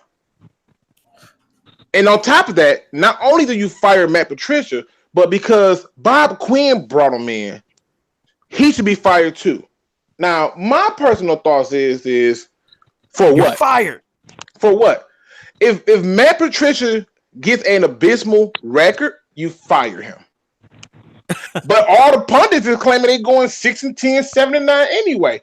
And if they do that, technically they did what you thought they was going to do. Even though I don't think that's going to happen. I find that to be almost next to comical. Mm-hmm. I don't think it's no way they're going to go 6-10 or the 5. The lowest win total I can see is 8. Okay, I'm not going to get none of that. But do you think they should fire Matt Patricia? Now, keep in mind, if they're firing Matt Patricia, that means you have to fire Bob Quinn. Are you putting Travis, the trigger on where are you? I'm right here. You ain't said nothing in like 30 minutes. Come on, you got to chime in, my brother. We've been doing every topic, and you ain't been saying nothing. Man. Man, no, Trav, I'll put you on spot, so go ahead. Go ahead and say something, man. Why not hear from you again? All right. Well, I mean, going on Luke G's question. Yeah. I mean, it depends. Like, okay, now if I see like growth, as in like the team is like buying into the system and but they do miss the playoffs by say a game, then I think everybody comes back. I think you have to bring everybody back. But like you said, if they 4-12. I mean, if they 4-12, then I don't want to see another head coach or another GM and things like that. But at a 4-12, yeah, you almost have to at that point. What, coach or GM? Because, well, Now, both. now Tone Bro, Capone I think says, Bob Quinn is untouchable regardless. Tone Capone says he thinks Patricia should not get fired until he gets a chance to draft another quarterback. Now, I mean, that could be a fair assessment. That could be a fair assessment, but I think for me personally, I think it boils down to this. How many head coaches have the Green Bay Packers had? How many head coaches have the Pittsburgh Steelers had? We need to start being on that level. Yeah, they was winning though, so we gotta win. No, they wasn't. Go and ask the Dallas Cowboys how long Jason Garrett been their coach. He ain't won nothing. The only thing he's been the Steelers and another team that was winning. So when Steelers, I'm thinking about Mike Tomlin. In the case of the Steelers, you have to understand. Bill Cowher was there for so long before he started doing anything. Before he even won a Super Bowl, he was there for so long. The same thing with Tomlin.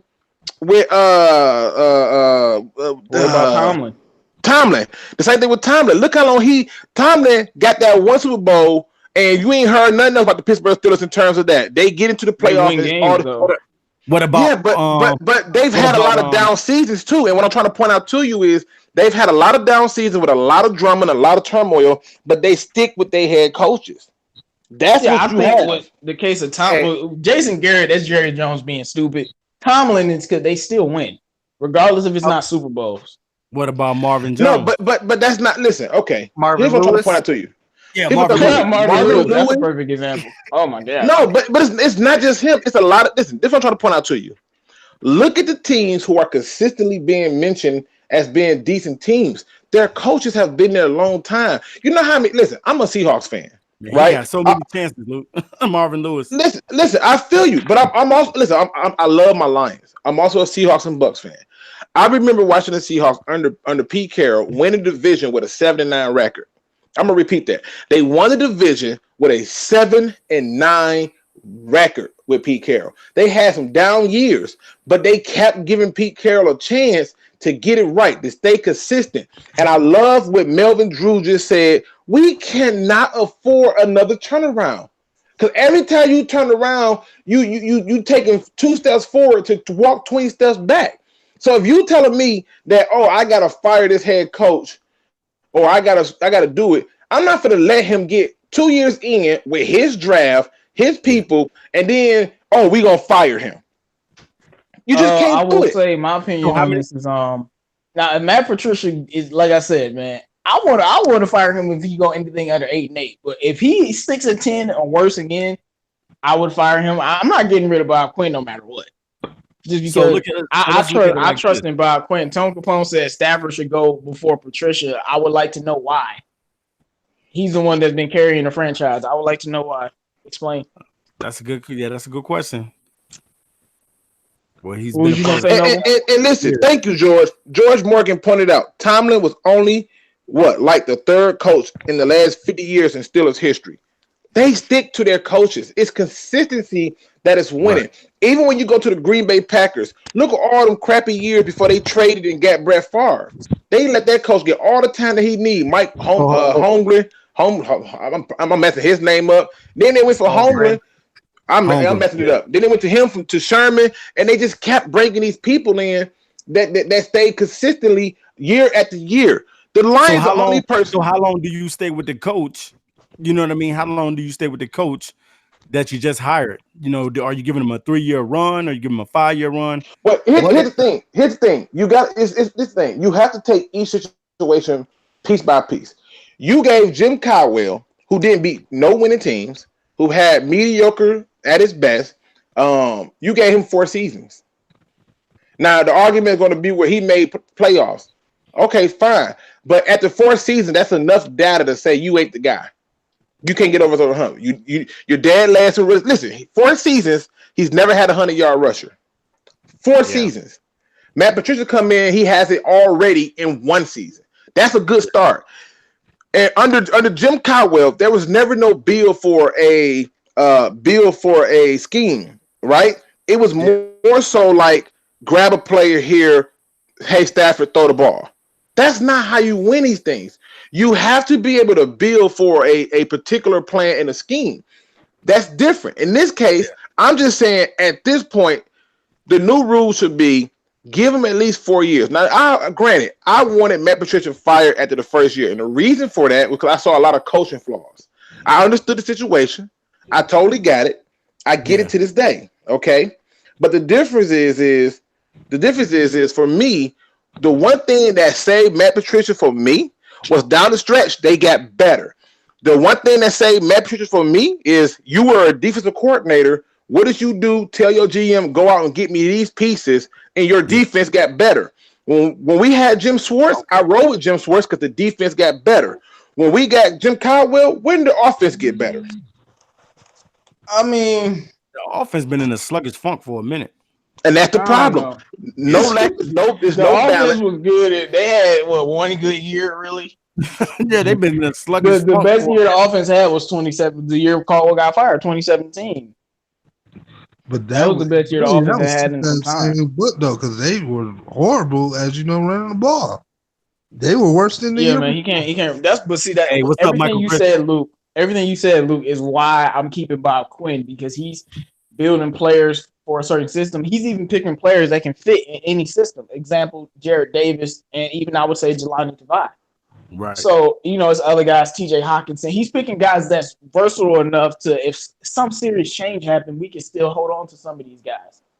And the way Bob Quinn's been building this football team has been great. That's all I'm gonna say. Like, we went 6-10 last year, but did we not have like a top 5 at the least rookie class? Let's be real about this. And the team was not good. Listen, take it a step further, man. Take it a step further. And what I mean by that is just stay with me on this. Take it just one step further. Look how many years this is why this is one thing I agree with King on. This fan base is at times can be delusional. Okay. And when I tell people this, they think I'm crazy. You talking about a team who gave Matt Millen how many years to do what he did? And then people act as if though that coach after coach who came in was supposed to clean all that out. When you have to turn over that much of a roster, over 4 or 5 years of a roster from him, you're going to have some problems. It's going to be some growing pains. But when you have a GM who has a plan, who has a direction that's changing things, you just can't do it. You can't. Yeah. Exactly. I'm gonna read a couple comments. Melvin Drew says that was all Cooter, bro. Caldwell was a good family coach. He cared about players and tried the mentality approach, still false starts and bonehead plays. I'm gonna push back on that being all Cooter, because once Caldwell left, the offense got significantly worse. Yeah. Give him his players. Let me say something to Joe. Right. Joseph Murdoch says, TA, give him his players and let him cook, and we won't be looking to fire another head coach. Those days are over, and wanting that head coach gone. Patricia will win with his team and his players. I firmly believe that, but we're just talking hypothetical. Let me chime in on Joe right quick. Joe, I'm not saying you know what I'm saying, like get rid of Matt Patricia or anything. You're just saying basically, because I didn't even mention getting rid of Patricia or putting him on a hot seat. Because I know that we've been through a cycle of going through this, like get a coach for a couple years. Oh, he's on the hot seat. We want him out of here. As Lions fans, we can be fickle. You know what I mean? When a coach is not winning or they're not doing what we think that they should be doing out there, then we get all riled up as fans and want the guy thrown out of here.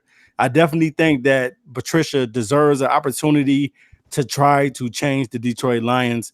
And if he can't get this thing done within 5 years, at least 5 years, then you can start scratching your head and saying, okay, what should we do if this guy I see some fans mentioning Austin Bryant. I was reading something where he wasn't in the linebacker rotation, so maybe they put him back on the D-line.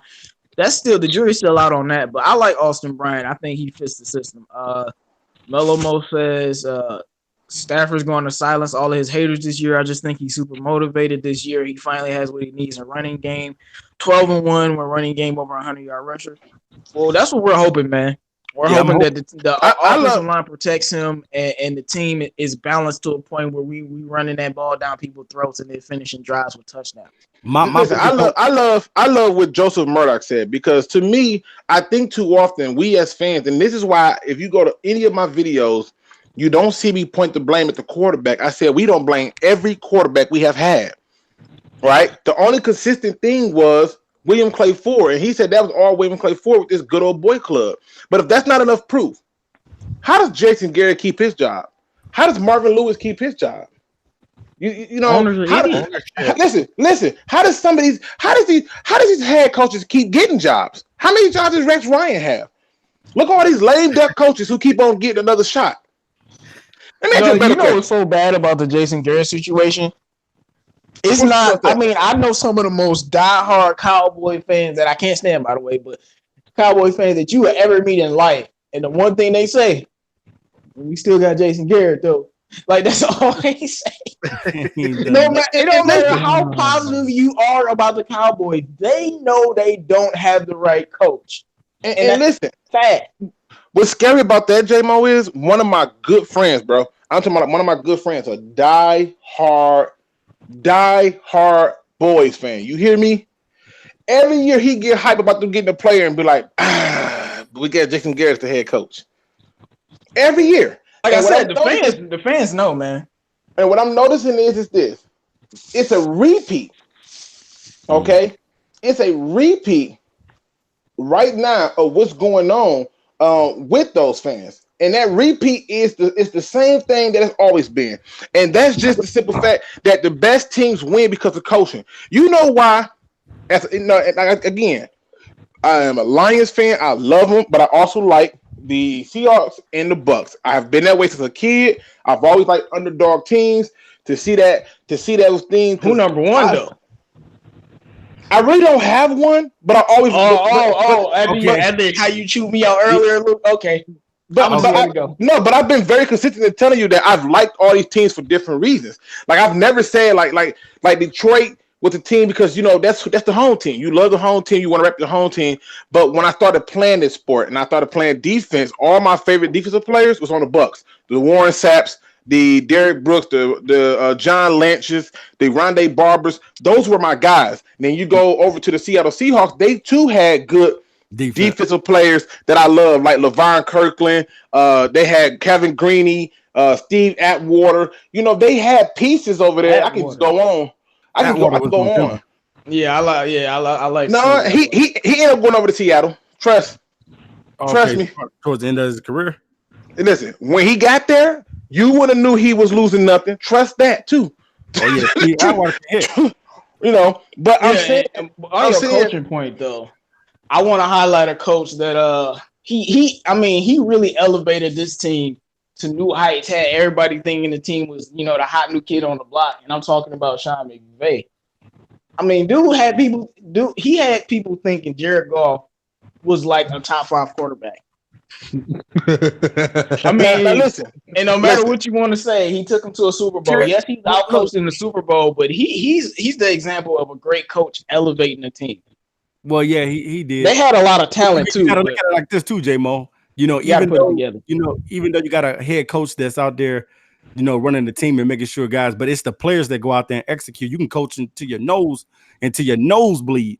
But you know what I'm saying? It's the guy that's going to go out there and listen to you what you're saying and take it in and be able to execute it. Well, that's all about the draft, though. You get guys that you know once you coach them up there, they'll produce. I mean, but it's also this part right here, man. And this is the thing that I don't think most fans understand.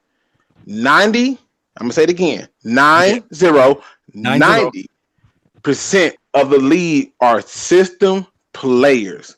And if you have 90% of the league as system players, that means that the common denominator has to be what? The head coach. Tell me this. How does Bill Belichick lose the greatest quarterback in NFL history and Tom Brady and still win 11 games with Matt Castle? And then Matt Castle go over to all these other teams, Kansas City, Tennessee, and don't do nothing. Wait, what's Luke, up, we got to shout out Mellow Mo. Mellow Mo, what's up, baby? Dropped a $5. Mellow Mo says, shout out to Mellow Mo who dropped that link in on him. He said the team is going to be well balanced and defense are going to be able to stop. And that's where we need to be. That's how we need to do it. Yeah. And Melvin Drew points out, Matt Patricia signs when you hear press conferences, you know football, once he gets the players he needs for the system, he gone. And it's just boiled down to it. 90% of the league is based on a system. That's it. Think about this for a second, people. Rashawn Melvin left the Indianapolis Colts balling, right? He balled out that year in man coverage, right? Goes over to Oakland. Oakland says, hey, got something for you. We need you to play zone. He was getting worked.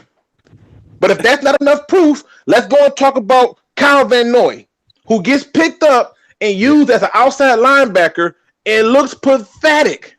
Yeah. New England says, guess what, man? You ain't using that right. Give me that right there. Like they was playing with a gun that was loaded. Right. He says, give me that. Y'all ain't using them right. He's over there balling. I see Kyle Van Noy stand out more than Dante Hightower on that team. And you know why? Because it's coaching. You don't believe me? Go and look at Bruce Arians. Well, let's bring it back home. Look at Devon Kennard and Romeo Okwara, specifically Okwara. Kennard was, he was an okay starter. He didn't have a sack number, but Okwara was like a nobody. And came in. Was on the practice squad. The Giants didn't want him, and we turned him into a mini star. Yep. We meaning Matt Patricia. What? Now making he get some playing time with the Giants. Remember, he had a nice game. He got injured, and then remember? No, I don't remember. Listen. Yeah, he actually did play with the Giants. I think one of their top DNs went down. He came in, had a nice few games, and then eventually he got injured. Yeah, but he got pushed out the rotation when he was back healthy, though. Right, because they was changing things over there last year.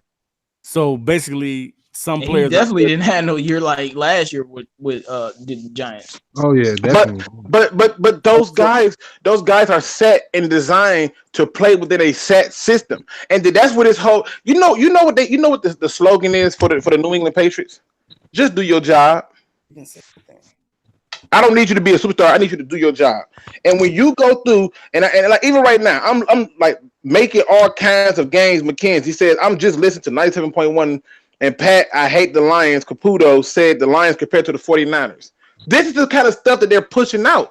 But they don't want to talk about how the Lions never had a real head coach, how the Lions haven't had a run game. And then the first thing people want to say to me is oh, you being biased. It's been 11 years. It's been this many years. Here's a number for you. Who goes over 100 games without a 100-yard rusher? Who do that? The Lions. But who do that? But to add because of coaching, the Lions. Nicholas Aaron said proof of coaching equals Deshaun Hand. But to add to that, they started going away from the run and started being more pass happy too.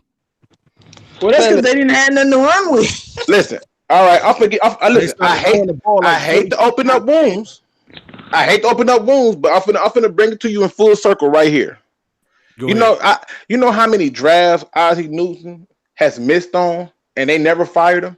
He retired from the Baltimore Ravens. Why? Because he was able to do his job, right? Yeah. Now I'm going to show you how bad the Lions was. The Detroit Lions was going against a Dallas Cowboy team, and Zach Zenner was destroying them the whole first half.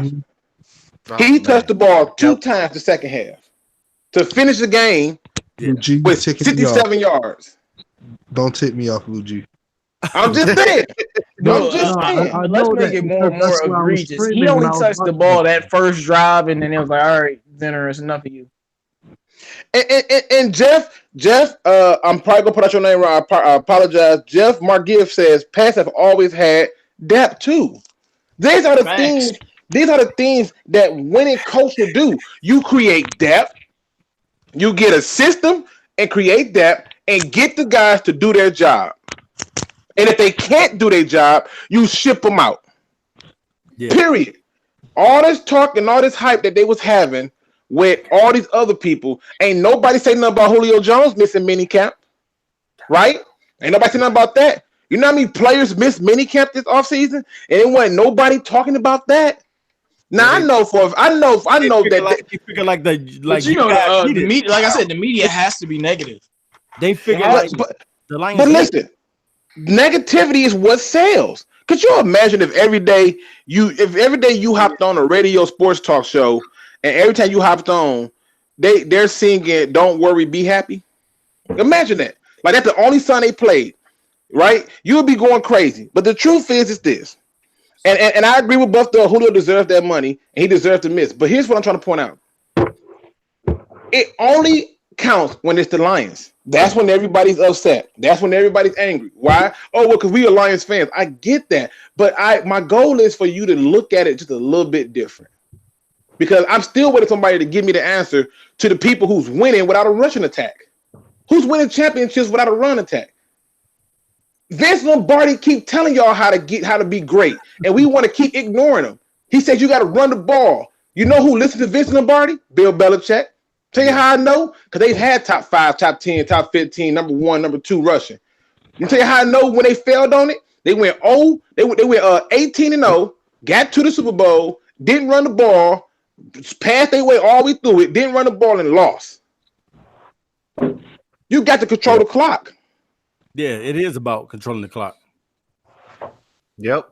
Absolutely. But now, not only do you got to control the clock, you need guys that's going to execute out there. You need guys that's going to buy into what, like you said, from that coaching standpoint, you need guys that's going to buy into the system, buy into what we trying to do and what we trying to build. What was you going to say, Trav? I said absolutely. If you're not going to run the ball, you can't have the time of possession in your favor. You know, that time of possession is a very key thing.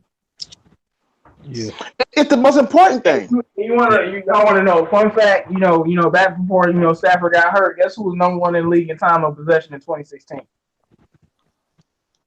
Without a running game. Cowboys. No, the Lions was number 1 in the league in time of possession. Well, the thing is this: they need to be able to run the ball. We was 9-4, so it matters. I'm right, but I'm just saying they need to be able to run the ball because the running the ball sets it up for the playoff. Look at last year's playoff. All the teams who won led in rushing. Yep. You know, I wish I could make this up. I wish I could make this up, but I can't. You want me to make it? You want me to make up just a random stat? I can't do it. If we did have a run game in 2016, Joe Smarter said T.A. Hints my stance on moving Slay. Yo, you said. I mean, I'm trying to hold on to Slay for dear life, man. But man, if he don't show up to training camp, it's fair game. Yeah, he is. But he'll be at training camp. He'll be at training camp, and you notice ain't no story came out saying that they fined him. They're not going to find him. Yeah, no story has come out. Nope. But listen. Let me just ask you. You think he's just working on his own stuff? He is. He's trying to. And that's what I think.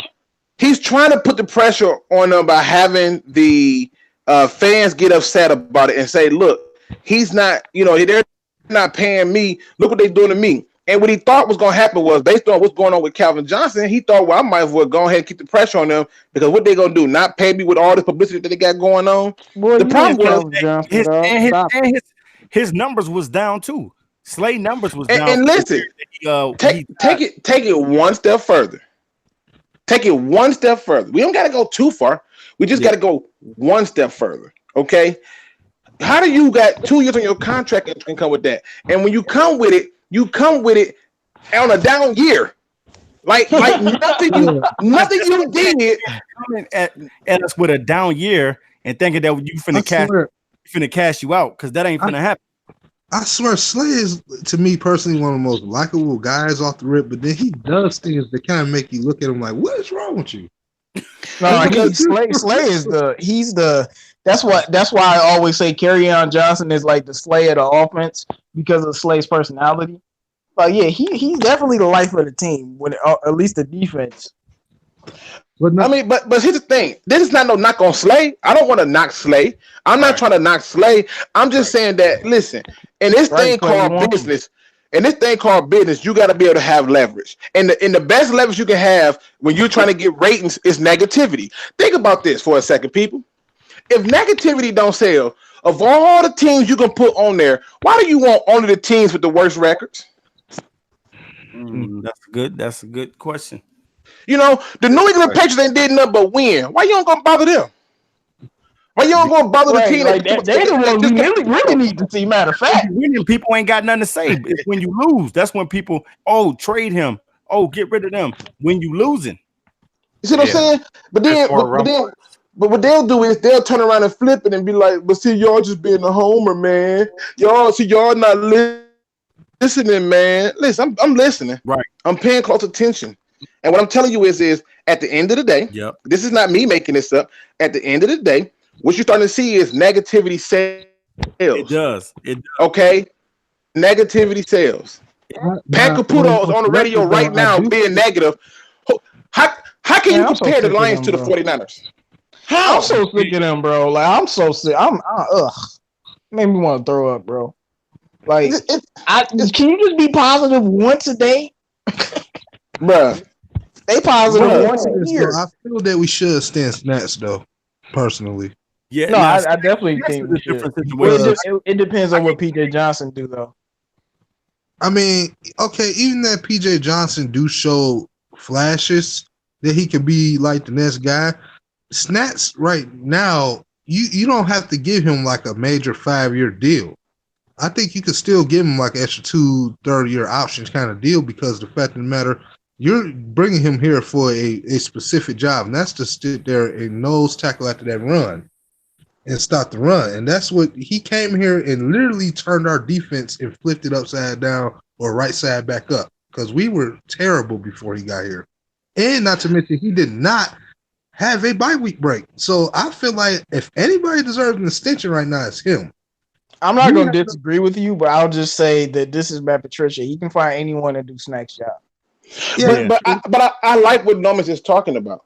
I've already said he's more important to the defense than Darius Slay is, and I'm extending him before Slay. But because he can find somebody else.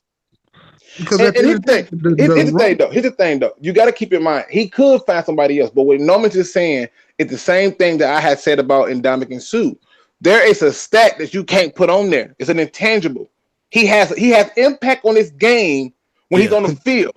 I watched last year they took him out the game and teams ran right to the gut. Right. Yeah. You don't know how consistent that PJ Johnson gonna be for the long term. It's not just PJ. It don't have to be him. It could be anybody.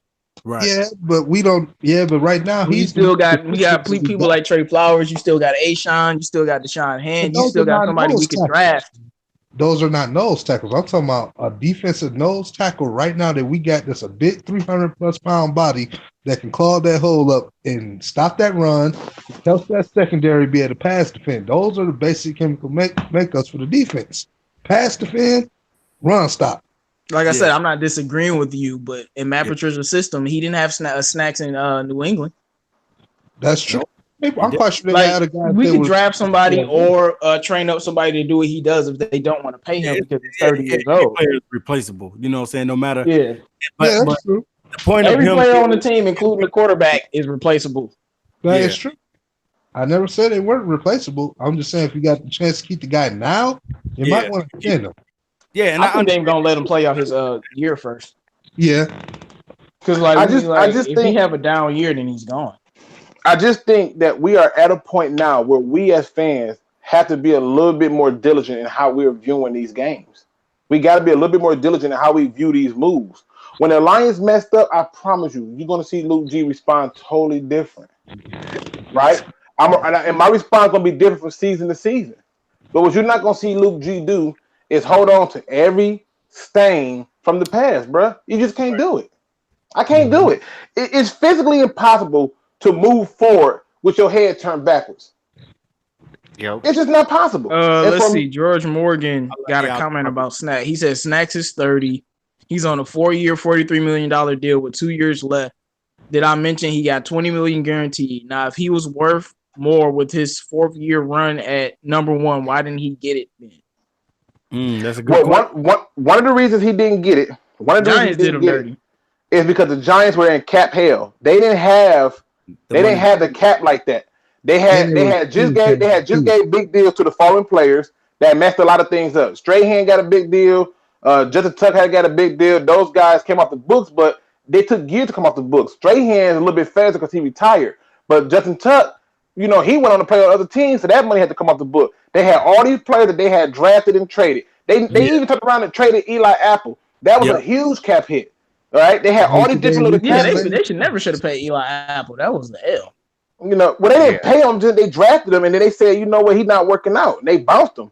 And they were saying that they changed the scheme of their defense. They're going more straightforward of attack defense. They didn't need to require of a run stopper like him in the middle. So they said they were changing the scheme. And the Giants is different this year. They drafted 3 corners this year. Not to mention, I'm gonna show you the importance of having a body like Snacks Harrison. When you go through and look at that 2000 Baltimore Ravens team, Tony Siragusa and Sam Adams, you know, they were the rotating guys to take up that space. Siragusa wasn't doing no sacks and stuff like that. He just took up space and figured the linebacker. The little things. Haloti too. Now hold on, wait a minute, people. Hold on. Breaking news. Because when this stuff happens to people like Stafford, we got problems. Eagles extend quarterback Carson Wentz on a 4-year, $128 million extension, right? Yeah. Now stay with me for a minute. This man ain't did nothing. I mean, he good, but he ain't did nothing. And he's making more money than Stafford.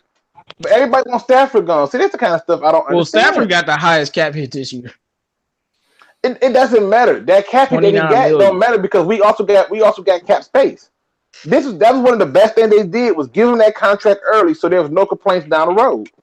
Now you see the kind of listen. If he got 128, what Dallas gonna pay Dak?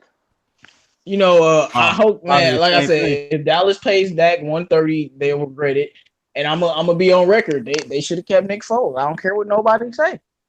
Yeah. They should have kept Nick Foles. I'm not saying keep him over Carson, but all I'm saying is Nick Foles was 29 years old, won a Super Bowl at 28. Y'all drafted him to win, to be your franchise quarterback, and with that specific team, I don't know what mojo he has with that team. I can't explain it, but with that team, it's magic. They should have kept Nick Foles. They're gonna regret it. And he's been injury prone. I can tell you this much. Okay, because we coming up on that 2-hour mark. I can tell you this much. Okay, this is the thing I want people to understand. The people who stayed in the chat with us, who rocking with us, who talking with us, who all those good things. Wait a minute, hold on. Buffed up. Wentz got a ring. True or false? Yeah, because he contributed to that. Okay. Hey, how many playoff wins did he start for? Listen. I'm gonna tell you. Hey, Jimmy Garoppolo got 2 rings too. Listen, you gonna give him credit for that? I'm gonna tell y'all a fact. This is an interesting fact right here, and I can't make this up. So I know a few people that played in the NFL. I played with a few of them, whatever like that. Okay, so here's what I realized. I did not know this at the time. I just thought the people who started got the ring, the people who were on the players. But when you win a Super Bowl, everybody in the building gets a ring that contribute to it. The trainers, the coaches. I mean, it's crazy. Him having a ring don't mean anything when he didn't do anything for real. Like, listen, both times that they were struggling, one guy came in and got it done. And that's scary to say. That's very scary to say. You know what I mean? And I'm not trying to take away from what he did, but I'm trying to give context to what he's talking about in terms of saying, "Oh, he got a ring." So what? Yeah. Yeah, man. They should have kept Nick Foles. I just think that was a bad move. And I'll say it again: if Jacksonville make the playoffs, the whole AFC in trouble. I don't care. The only thing about Carson Wentz is he's been injury prone, and by him being injury prone, and them going out and divvying up a contract like that right now for him, it's like, we'll see, because it's definitely early. Things have changed because Stafford was injury prone his first 2 years, but he wasn't getting no contract. Well, he did get like this, right? But he wasn't getting this kind of money. He wasn't getting right. That's what I'm saying. He wasn't getting this type of. And in Stafford first healthy season, you already know. First healthy 16-game season, 5,000 yards. You already know. Now, can I ask y'all a question? Go ahead. And this is a question. What year did the Arizona Cardinals and the Pittsburgh Steelers play in the Super Bowl? Was it 11? No, I think it was 2008. 2004? 8? 9. Listen, can somebody quickly look that up for me, please? I think it was 9. I got you. 11? 9? No, it's not 9. It's not 10. It's not 11. I think it's 2008. Yeah, it was because that was what do you call it? 2 years after I came back from Arizona. Okay, so it was 2008. You saying? Yeah. How sure are you, Travis? Because I can go and look it up. I'm doing that right now. So Cardinals Super Bowl. Thank you, positively Detroit. He said I was right. I don't know what he said I was right about, but cool. Yeah, 2008. Chat says they forgot. 2008. It is. It's very forgettable. Hey, All right, okay, so hey, that's cool. That's cool. Okay, so I asked a question. This is my original question I asked earlier. I said, "Can you name me the quarterback who won a Super Bowl or anything without a rushing attack?" And Buff Duff said the Arizona Cardinals got to the Super Bowl without a rushing attack, and the Arizona Cardinals were ranked 32nd in rushing in 2008. Right now, I've always told this to people. I've always told people you run to win the game, and when you do it at best is in the playoffs because that's where you need it the most. Right. Arizona Cardinals were ranked 5th in rushing in the playoffs, right? The teams ahead of them, Minnesota Vikings, New York Giants, Tennessee Titans, and the Pittsburgh Steelers. So we already know Pittsburgh made it to there. Pittsburgh was rated 3rd. We already know that. They beat out teams who were ranked in the passing higher than them because they did what? They ran the ball in the playoffs. They ran it throughout the year to keep balance and then ran it down your throat in the playoffs. Again, name me this quarterback who's winning Super Bowls and winning anything without a rushing attack. I'll wait. You know the sad thing about Stafford is his rushing attack is even worse in the playoffs than it is in the regular season. And we know how bad it is in the regular season. Yeah, Antoine said, did they have James at running back? Yes, they did have Edric James at running back. Yeah. Yes, they did. Team was a good team. No, you talking about the Cardinals. Oh. Yeah, Look, I'm gonna take a gamble. I actually thought the Cardinals was gonna win that Super Bowl, but Steelers proved me wrong. I'm gonna take a gamble, Luke. Yeah, that catch at the end. Okay. Yeah, that Antonio Holmes catch was ridiculous. Yeah. Hold on, wait. Nomis, you take a gamble and say who? Peyton Manning. You said Peyton Manning. What year? I'm gonna say the year they beat the Bears. Yeah, when they faced the Bears.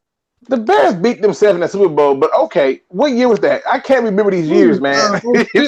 No, was that the year before? Was that like 05? You talking about the Colts? They had Edgerrin James. The Colts, no, but the year the Colts beat the Bears in the Super Bowl. That was what year? 2006. Yeah, 2006. Yeah. All right. Shout out to Positively Detroit for that, and Jay White and Antoine and Ghost Gunner. Man, I appreciate it. We just want to examine it. Mark Griff, you have to be able to do everything: run the ball, pass the ball, defend the run, defend the pass. The Indianapolis Colts in 2006 were ranked 18th in rushing out of 32 teams. So the middle of the pack in rushing. That's regular season. In the postseason, I kind of remember that game because I thought the Bears played themselves trying to make Rex Grossman keep throwing the ball, and I'm like, why would you do that? They should have been running. Like, it was more of all the people. Was Forte the running back then? Yeah. Yeah, they had no. They had Benson and Jones. Thomas Jones or whatever his name was. Thomas Jones was a beast, man. That used to be one of my favorite guys. Yeah, he was dope. Now in the playoffs. You hear me? In the playoffs, the Indianapolis Colts were ranked number 2 in rushing. Oh my goodness! I did 21 years of Super Bowl to know the information. Find me a quarterback who did something without a rushing attack. You got to run the ball in the playoffs. Oh yeah, you got to run the ball in the season. You got to run the ball in the season to keep balance for when you get to the playoffs. But yeah, I can't tell nobody nothing. I'll wait. Give me somebody else. I'm just saying. I will say this though, like when you can run the ball, what does that do? That takes the ball out of the opposing offense's hands. So like the teams that can beat Tom Brady's and your Drew Breeses and all that, you run the ball to keep that ball out of their hand. Yep. And if you don't believe it, go and look at the Super Bowl with the Falcons in New England, how they just kept passing when I'm like, you do know you can just kill the clock with those two running backs. Yep. Yeah, the run game is a clock killer all day long. I don't know, though. You know what? I agree, but at the same time, They did say Matt Patricia's defense did adjust to stopping that run dramatically, though, man. For averaging 11 yards per carry early in the first half of the game, then after that, they were like lucky to get about barely 3. Yeah, but if you keep that defense turn. I don't know what kind of steroids they took in the locker room. Left tackle, but that defense came. Too. Yeah, they did, but still, you still got to run that ball. Exactly, because that's still keeping the clock running. And then when you keep that because clock they would have been better off going 3 and out a couple because they went 3 and out regardless. So you would have been better off going 3 and out running the ball than passing it. Yeah, I agree. Because with each incomplete pass, you stop the clock. And I mean, and then let's just look at the very next year with the 41. What was it? Score 41 to 30 something. The Eagles ran all over them boys. Yeah, because they put West Virginia on Alshon, and Alshon was eliminated for the rest of the game. And the Eagles, Jay Ajayi and LeGarrette Blount was looking like I don't know, man. They were looking like Marshall Faulk and whoever was his running mate. Like they was looking amazing. Wasn't running all over them. Thing out there, man. Like I said, it's just one of them things where for me and Positively Detroit says, and also look at how hard people are looking for examples. Just because one team did it doesn't mean you can consistently rely on it. And it says, that makes sense. Yeah. Yeah. Not now, right? Not at the moment, Derek. But he also says, even if you can find a team that didn't run the ball and won a Super Bowl, they probably had these matches coming in effect. They probably had a killer defense or something to compensate for it. And that's this is I just was a fact. just about to say Denver, the last Super Bowl they won, but I forgot that defense was too powerful, and C.J. Anderson gave our boy C.J. That's what we got. C.J. Yeah, big game C.J. Big game C.J. ran over everybody in the playoffs. Bruh. Listen, C.J. Anderson, that whole playoff was not human. I don't even understand. When him and Von Miller, they was feeding off each other. That's why I'm glad we got guys like that on the team because I just feel like CJ is a guy I can rely on in a big moment because he showed me. And I hope show me more than once. And I hope, guys, with the CJ Anderson thing, I definitely hope this. I don't want it to be like a LeGarrette Blount thing where you come here and you don't produce. I dancing around. I just think LeGarrette Blount was old and he was intimidated by Kerryon Johnson. CJ was just playing with Todd Gurley. He's good. Now hold on, wait a minute. I know we end up getting running backs and bringing them in, or getting older players and bringing them in, and they never panned out for us. So I hope that's not the case this season. No, I'm telling you, it's not. Now, hold on, let me hold on. Now, Tom Capone says Green Bay both Super Bowls. I need the year because I'm pretty sure I know what you're talking about. I feel like I know what you're talking about. If you're talking about 2010. Not only did they run the ball, they had like an interception in every game. But what they did was, what he don't realize is down the stretch, they went ham through the months of November, December, running the ball with Lacey and Starks, and then in the Super Bowl that they won on their way to the Super Bowl, that playoff, they ran the ball. I'm just trying to show you. And the defense broke the record for interceptions. I'm just saying. Which was Ryan Grant on that team as they running back then? Or Starks? No, it was Starks. It was Starks, James Starks. Yeah. Melvin Drew said they had Dorsey. Whatever his name was, I would like to see more. Whatever year you want to give me the year. We'll look up and see what they was ranked in rushing, and we'll look up. It's okay. So I think it was George Morgan who said, "Look at what his running backs had." So. In 2006, Peyton Manning's running backs was Joseph Adad and Dominic Rose. Joseph Adad had 226 carries, averaging 14.1 attempts a game. He had this is what happened. You keep your glasses on. He averaged 4.8 yards a carry for 1,081 yards, 7 touchdowns.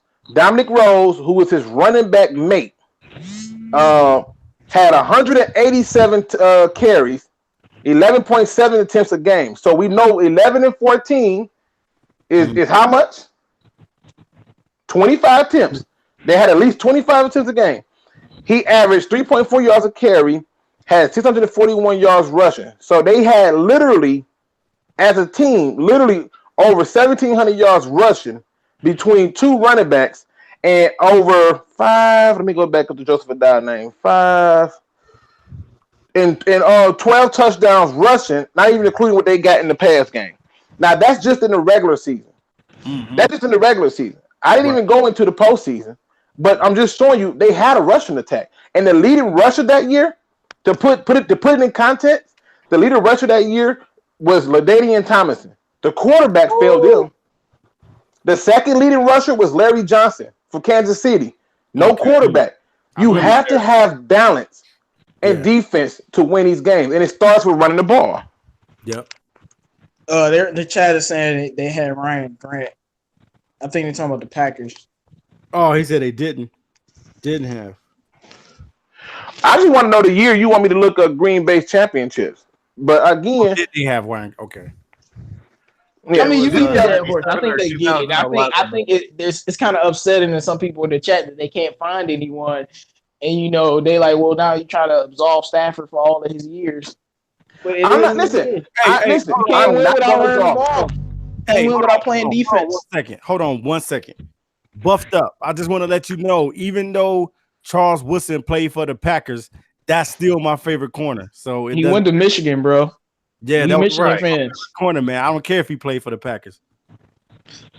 He went to Michigan, bro. And listen. Y'all want to hear? Listen, y'all want to hear something funny? Y'all know I can't. Y'all know I can't stand Pro Football Focus, right? Y'all know I can't stand it. Oh boy! But guess what? They right half the time. They wrong half the time. Listen, I'm just telling you they did. Guess what Pro Football Focus did? They gave a grade originally saying that the team that Aaron Rodgers won his first Super Bowl with was not good. And they went back and re-put in numbers based on what they had because they said at the time they didn't have it. And what they found out was not only was the team that he had good, it was stellar in aspects that make you stellar. He had wide receivers that consisted of Devontae Adams, Greg Jennings. Oh God, what that driver? You said Donald Driver. Thank you, Donald Driver. No, he had Greg Jennings too. He had Jermichael Finley. On defense, they had Clay Matthews, B.J. Raji, Julius Peppers, Charles Woodson. I mean, it's almost impossible. And they came out and said, "Yo, guess what? We was wrong about this. We was wrong about this." And I'm just telling you that not only that don't mean nothing, but what it shows is when they went back and looked at the film, probably. Then they said, well, let's put these numbers in again. And they found out, man, he really had talent around him. Yeah. It wasn't just him. You need coaching. I'll say it once. I'll say it again. You need coaching. And 90% of the league is system, guys. Now, we've been on for almost, 2.5? Yeah. We're going to shut it down in 8 minutes. Okay. I'm just saying. Food for thought, people. There are a lot of things that I look at, and I'm just showing you that a lot of the times these teams who get there, because even when I go through and I just look at it from the standpoint of like, okay, what's happening in these games, I still walk away with the same answer. Yeah, you run to win the ball. Yeah, it's true. Or in the case of Herm Edwards, you play to win the game. Exactly. Again, like what J-Mo was saying again earlier when we were saying about 2016. If them last 3 games of the year we could have ran the ball consistently, because you remember, Uji, you just said about the Dallas Cowboys game with the whole Zach Zenner scenario. Remember, the Giants game before that, he had 1 fumble, which he rarely did. They took him the rest out the game. They didn't even give him a chance to run. That fumble kind of long. It's like, oh no. You still didn't have to take him out the game, though, and just like nope. And take it one step further. Just one step. Green Bay. Further. I'm finna show you how crazy. I agree, Mellow Mo. I'm gonna show you how crazy this is. All right. The second time the Lions played the boys, Kerryon Johnson had basically gave a nosebleed to Jeff Heath. Man, it was a big run to start the game. Right, and what they do, his touches got less and less. Yeah, I hated that, man. It just don't make honestly, y'all know we about to end it, but doesn't it mind boggle you how much sense it don't make? Like, why would he not get the ball? It just don't make sense. I mean, and also like 7 or 8 carries, man, and that was it. I'm like, what the heck is this? 9 carries? Yeah, he had 9 carries. I'm like, bro, you had 9 carries for 80 yards. How does that make any sense? Now, also, I want to bring this up because I know, because I had to go and look it up, and my computer was acting kind of stupid. But man, technology, bro, it will fail you every time you need it most. I went and looked it up. In terms of rushing attempts, nothing else. Postseason, if you were to take the Peyton Manning's running back, who was Joseph Adai, he touched the ball 76 times, 76 attempts. He had 19 attempts per game, 294 yards, 3.9 yards, 2 touchdowns. Here's the thing: they ran a 2-back system with him and Dominic Rose. Between the both of them, no team rushed more times than them. They rushed for 138 times in the playoffs. Wow, that's a lot. Dang, Peyton, you had a whole lot of help. Yeah, they was pretty nice too. I used to like Dominique Rose was nice. Wait. If that's not enough, because I keep telling people it's about how you start and how you finish. No other team in the playoff had more rushing yards than them. They had 306 rushing total yards in the playoff between 2 running backs. Wow. Okay. Yeah. It's just one of those things where, and I'm going to give you another scary number because I think this is an interesting stat. In runs over 20 yards, Dominic Rose had 3, right? Mm-hmm. And runs over 20 yards, 40 yards, Joseph Adai didn't have none, right? And you may be wondering, well, what's that got to do with anything, Luke? Mm-hmm. Here go the number that you're gonna love right here, because I think numbers tell you part of the story, not the whole story.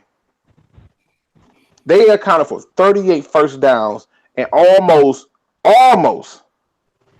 I'll say it again, almost 278 yards from scrimmage in the playoffs. They was running that ball, man. Here go the scary part for you. Guess who the second team was? The Bears. What are they doing? What are they doing in the Super Bowl? Don't run the ball. Why would you put the ball in the hand of Rex Grossman to try to win? It's beyond me. It's beyond me.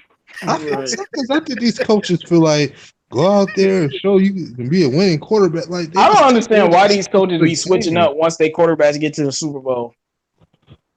And all of them took an L. The Bears, the Falcons, the Seahawks. Right. Got to stick with what works, man. Like, I love Stafford to death, but if he ain't gonna win the Super Bowl MVP, let Kerryon run the ball till there's no air in it, bro. Right. Exactly. Yep. So they have to deflate that boy. Yeah. For real, man. And Melvin Drew put out another point, and they wonder why people like Benson and Jones was upset. I'm just saying, but come on, man. I just put it out there, man. But we don't came up on that time, man. Let's go ahead and wrap it up. Our brother got another long day. Oh my God! Is it Friday yet, people? It's not Friday yet, Luke. No, God, it'll be Friday man. Tomorrow. It's only Thursday, man. Listen, don't even remind me, man. Man. And listen, listen. I just got to put this in there. We can close it out. Ellen Jackson, I'm gonna give you quote of the day because I think this is perfect. Isn't it funny after all that JBC is a running back coach, right? Who did who's that? Wow. Who is he the running back coach for now? Who on the Jets? Who on the Jets decided we're gonna make him a running back coach? Did you not see him not run the ball? Man, they took him away from the. Oh man. Oh my goodness! It's gonna be chaos in New York, bro. And then you gave a guy. Le'Veon ain't gonna never get the ball. What's going on, man? Sam Darnold gonna be throwing it, dog. Le'Veon ain't gonna never get the ball. That boy gonna get 7 carries. Man, let's go ahead and close it up, man. I just thought that was funny, bro. Appreciate that, man. I didn't even know that, man. That he was a running back coach now. That's bro. That's a joke, man. It's got to be a joke. Let the run game show up. Watch how they go throw much more credit at him against us. Like, I guess the Lions. They didn't know how to use it. Listen. Joe Lombardi allegedly said Matthew Stafford can't read defenses. It's funny he say that, but he ain't been given an offensive coordinator job ever since. And he been on the Saints how long? Well, my top debunk theory to that is against top 5 passing defense, and Stafford is 5-2. And one loss, Golden Tate dropped a wide open fumble when he threw 400 yards, but we're gonna leave that alone. Oh boy. Man. All right, man. So if you can't read defense, it's how you been carving up them top 5 pass defenses with no running game. Just tell me how. All right, y'all. What you got to say for your closing statement, man? Go ahead, Nomis. Give us what you got, baby. Well, I had to say thank you for allowing me to be on Roundtable, fellas. Shout out to Everything King, of course. Shout out. Still love you, man. Yep. And at the end of the day, man, we came here to talk about facts involving the run, and I do have a video that may come out later on tonight. That was intended for the day for the Lions, and I'm gonna try to get some work in this weekend for the Pistons fans. Thank you to all everybody who attended. Shout out to everybody in DSA and DV and even the outsiders. And thank you. Okay, that's what's up. Hey, what you got for us, Trox? Did you read your text message first? No. All right, read that real quick. Yeah. Go ahead. That's fine. Okay. Well, I would like to say thank you for joining us on the roundtable. Please join 313 JMO and Nomis J and Detroit Drew and Carl Alexander III or CA3 Sports Talk and myself on every Wednesday at 8 p.m. But also we're doing a live draft special on June the 20th for the NBA draft. We will be having our host tonight, Noble Sports Entertainment, as a special guest, as well as Everything King. And it's going to be a fire show. Hope to see you guys all there. Yes, sir. Okay. Yes, sir. All right, J-Mo, what do you guys say for the people? I would say I like to see Agnew doing well at corner. I like to see T. Staver doing well at corner. You know, I'm liking some of the stuff that I'm seeing from the minicamp. And I would say I dropped a video on who the Pistons should draft. So make sure y'all go check that out. Find out who the Pistons should draft. And with the Lions, the main thing is we got to focus on positivity because I expect for the next month or two nothing but negative stories to keep coming out about the team. So we just got to be prepared for it and just got to keep that positive media out there. Yeah. Okay, Mr. Luke G. What's up, baby? What you got to say to the people? Man, as always, man. Just I know I see some stuff in the chat I see some stuff in the chat that says no more King and all that. Man, King gonna be on the show again. Ain't no biggie. This is what happens when y'all have conversations and stuff. You're gonna have difference of opinion, and the goal is to be able to have difference of opinion respectfully. And what he did was very respectful. The homie, bro. the thing that he did that was respectful that many people may not notice was he respectfully just walked out and walked away. And that's one of the biggest things you can do respectfully. So shout out to him for that. But in terms of what's to come, you're not going to hear any negativity yet because there's nothing to be negative about. You know what I mean? Just give me something to be negative about, and I'll be negative. But when the season start, you're gonna hear some negativity. I can assure you. But right now, every team doing the same thing, trying to get better, trying to improve, and we're not going to start to destroy them like that until a snap happens. And so, with that being said, as always, I say this all the time, and I say it again. I'll say it more times after this. Don't be no chump, please. Please do your research. Yeah, look, that's the famous quote, baby.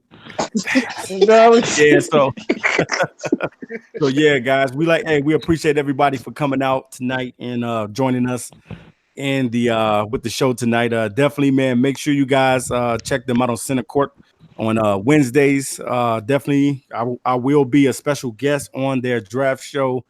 And we'll be talking some Pistons basketball because I do like to talk basketball as well. Definitely, guys. We appreciate everything. We appreciate King for coming on today. We appreciate everybody that's in the DSA. Shout out to everybody that's in the DSA. Shout out to everybody that's in the chat room. And like I like to leave you guys with, you know what I'm about to say to you. Good morning, good evening, and good night.